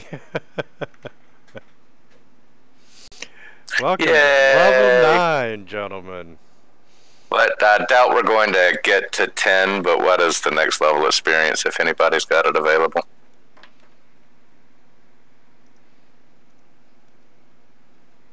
I get 2 attacks now. Let's see. Character advancement for... 64,000. Yep. Hey, our proficiency went up. That's so good for spells. Oh yeah, that's fantastic for spells. There's my extra attack. A dwarven ranger rogue with sneak attack and 2 heavy crossbow attacks.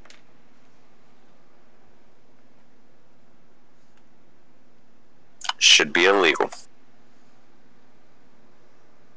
Nice. What? I have a +10 con save.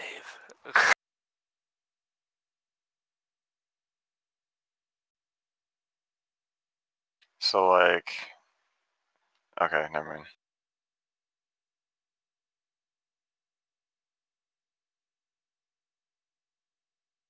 I'm gonna go AFK for a second.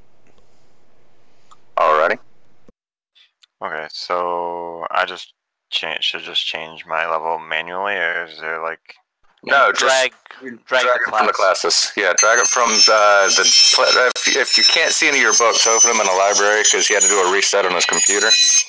But open up the player's handbook and Xanathars and all the rest of them, but just drag your paladin class from the player's handbook under classes. Oh, okay, yeah. If you just change the number, it doesn't work. Yes. Yeah, you have to do everything manual. So where would I drag it to? Just drag it right to your main tab in your character sheet, right where your paladin class and level is. Just drag it right there. Oh, there it goes. And then over inside of the chat box, it should show you everything you get. The only other thing you're going to need to look up is your spells.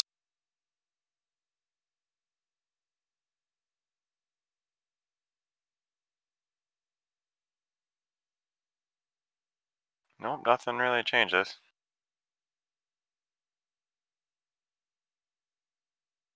Yeah, you should get 3rd level spells.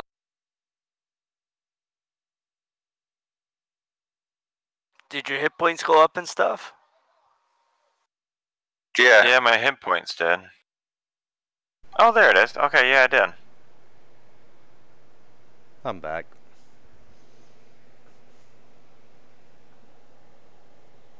Wait, so So, DM, a quick question. How do you rule polymorph?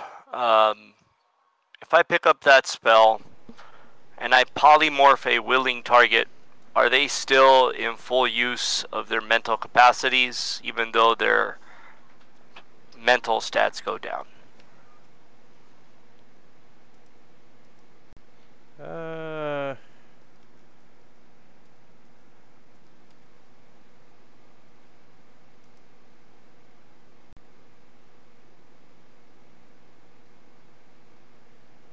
If it's willing. Because essentially, as I read this spell, I can take it and turn one of the party into a Tyrannosaurus Rex at this point. I got a big head and little arms. Wow. Yeah, I'm going to allow that. Alrighty. Then I will be taking polymorph. And that's not foreshadowing at all. Can I be a T-Rex that... Yes, we pull from the player's handbook. It doesn't matter what extra piece you've got, you pull from the player's handbook, it'll automatically pull over anything from the subset you pick, unless the subset you pick came from the Unearthed Arcana, under which case it may have to be manually moved, but I don't think that happened in this case.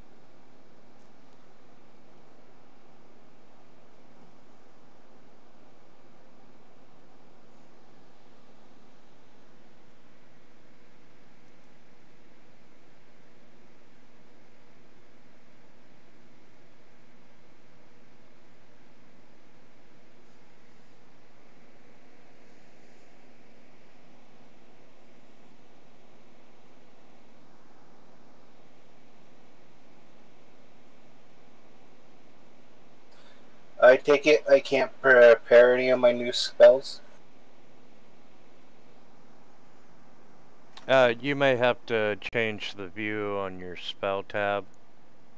No, I'm asking, are we taking a break so I can prepare them, or is it automatic? In some cases, automatic. I always modify my spells. I'll open up my secondary game and pull in just information from in there. Some of the parses, all the spells in 5e are parsed, but you may not have higher level versions of them.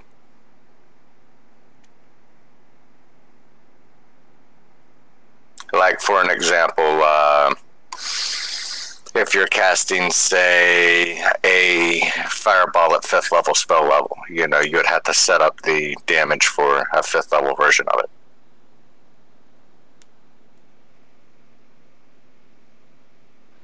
Gotcha.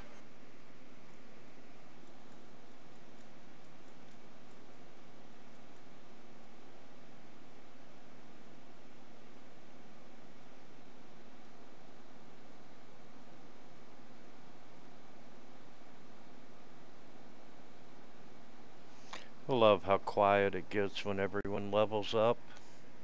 I'm almost done now. I'm just... However, unlike Pathfinder, I can't take a nap while you all level up. I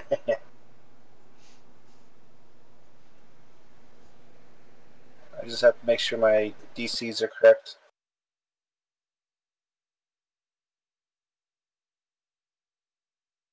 What the what's our prof bonus at now? Should be 4. Cool.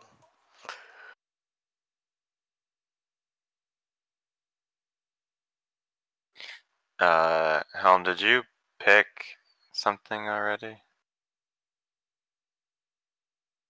Like a 3rd level spell or anything? What'd you say? Say it again. Because I'm trying not to exactly like stack the same thing that you're getting, so I was just kind of. Oh, okay. I am definitely taking Dispel Magic. What are your oath spells?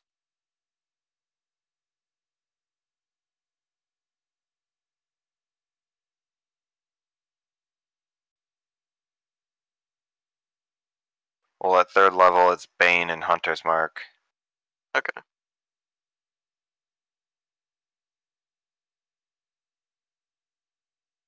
So I thought about doing like the Crusader's Mantle or the Aura of Vitality.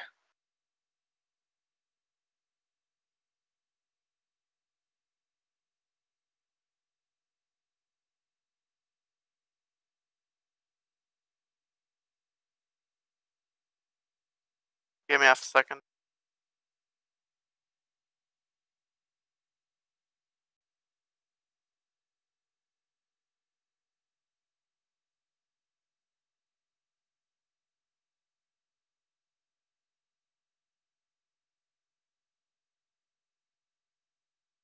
Okay, so I'm taking Dispel Magic and Aura Vitality.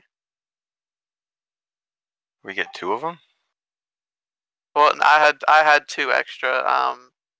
Because it's based on your the amount of spells you can memorize is half your paladin level rounded down, plus charisma. Yeah, plus charisma. You get access to all the spells. You just choose which ones you want to ready. And if I believe so, your oath spells do not count against Right. spells that you know. So is it are paladins like clerics? They don't have like they're basically not like sorcerers. Like they don't have like a limited spells that they know. They just know all of them and they prepare a certain amount. Yeah, exactly. Just like clerics, they know all their spells of their level, and their oath spells, but they only get they can prepare only a certain amount of them. But they have access to all of them. So anytime you rest, you could switch up to any spell of your level. Yeah, paladins are really good in this edition. Yeah, they've been nerfed for like freaking 2 editions. So I guess it was nice to finally be able to do something. Yeah, what's up? So when I'm looking at the oath spells, when it says paladin level, I'm basically so like for 3rd, 5th, and 9th level, I'm getting the spells from 3rd, 5th, and 9th level, right? Yeah, that's the actual level of the paladin, not the level of spell. Okay. So when your paladin's 3rd level, they get these spells. Holy shit! So I get hold person, misty step, haste, and protection from energy too. Yeah, if you're 5th level, yeah. 5th and 9th. Yeah, you get your 3rd, 5th, and 9th level paladin spells. Well, Jesus Christ, okay. But remember, your oath spells, even though you get access to them, you still have to prepare them to be able to cast them. Right. They don't count against your how many you prepare though. Oh, okay. So they're always available for you to cast. Okay. It's like the cleric domains, I guess. Yeah, clear the domain spell. So like, can I misty step out of this goddamn chain that's on me? Yes, you can. Yeah, you can. Just watch out you may get broadside brain from a rogue from the shadows. Or you'll just get commanded to come back, you know. Yeah, having that lower con really hurts on saves, or that lower charisma. Kinda. I gotta see what spells I get here. 5th level, Zone of Truth. Yay, me.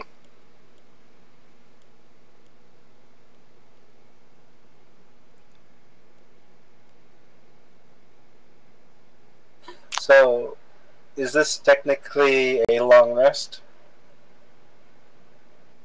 Or Effectively, we could lock the doors, but it's still only been about 20 minutes since our last longer. Gotcha. Right. Alright. I mean, we can do it. I mean, we just have to bar the doors, sit here for 14 hours, hoping nobody else is coming on either side. Then go to sleep for another 8. So it'd be 22 hours before we open the door and head outside. And Unkh, remember, you may get out of that chain and you may try to get out of these doors to go wandering, but there is an orb of annihilation in here, and one of us will stick your head in it. True. I missed that from last time. It was exhilarating, man. Best shave I've ever had. Definitely the closest.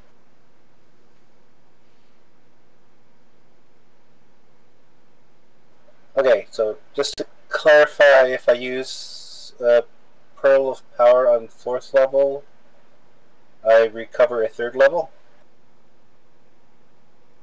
Yes. Alright.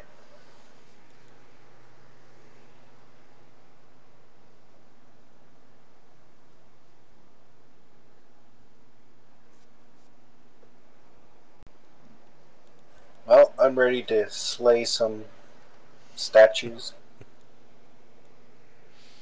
Who wants to be a T-Rex? Can I keep my flame tongue and shield while I be a T-Rex? No, you Oh. basically. Actually, that would be funny if you went to attack and your tongue just erupted in flame. Yes. But the benefit of polymorph, so if I turn you into a T-Rex or whatever, you turn into the thing, you fight as that thing, like you just control their stat block, like that's what you fight as. And it loses hit points. When it drops to 0 hit points, you just pop back out unharmed. So Okay. it's like a hit point shield of 160 hit points. So you can polymorph somebody into... I thought it was just like a critter, like a frog or... Those No, you are... A can- T-Rex is a beast. Any Oh, beast. you can polymorph it into a beast. Oh, okay. Is it good that I have a plus 11 medicine check? For when we go down, yeah. Medicine is a skill that isn't very well used in 5th edition. You don't use it for a lot. It's only used for, like, if you're completely out of spells and you do not have the spare the dying cantrip, then you do a medicine check to stabilize somebody. That's pretty much all it's good for. And to, like, look at a body and see what killed it and stuff like that. To see what killed it would be an investigation. No, See you can do what medicine. disease it has, it would be medicine. I mean, yeah. I don't know. I'm if somebody went through the trouble of picking up medicine, I would give them a nod and try to let them use it for more crap because it's not used for much else. Yeah, I would too. And, you know, earlier in the book it even talked about using a heal check to determine what the body had died from. I think that was this game.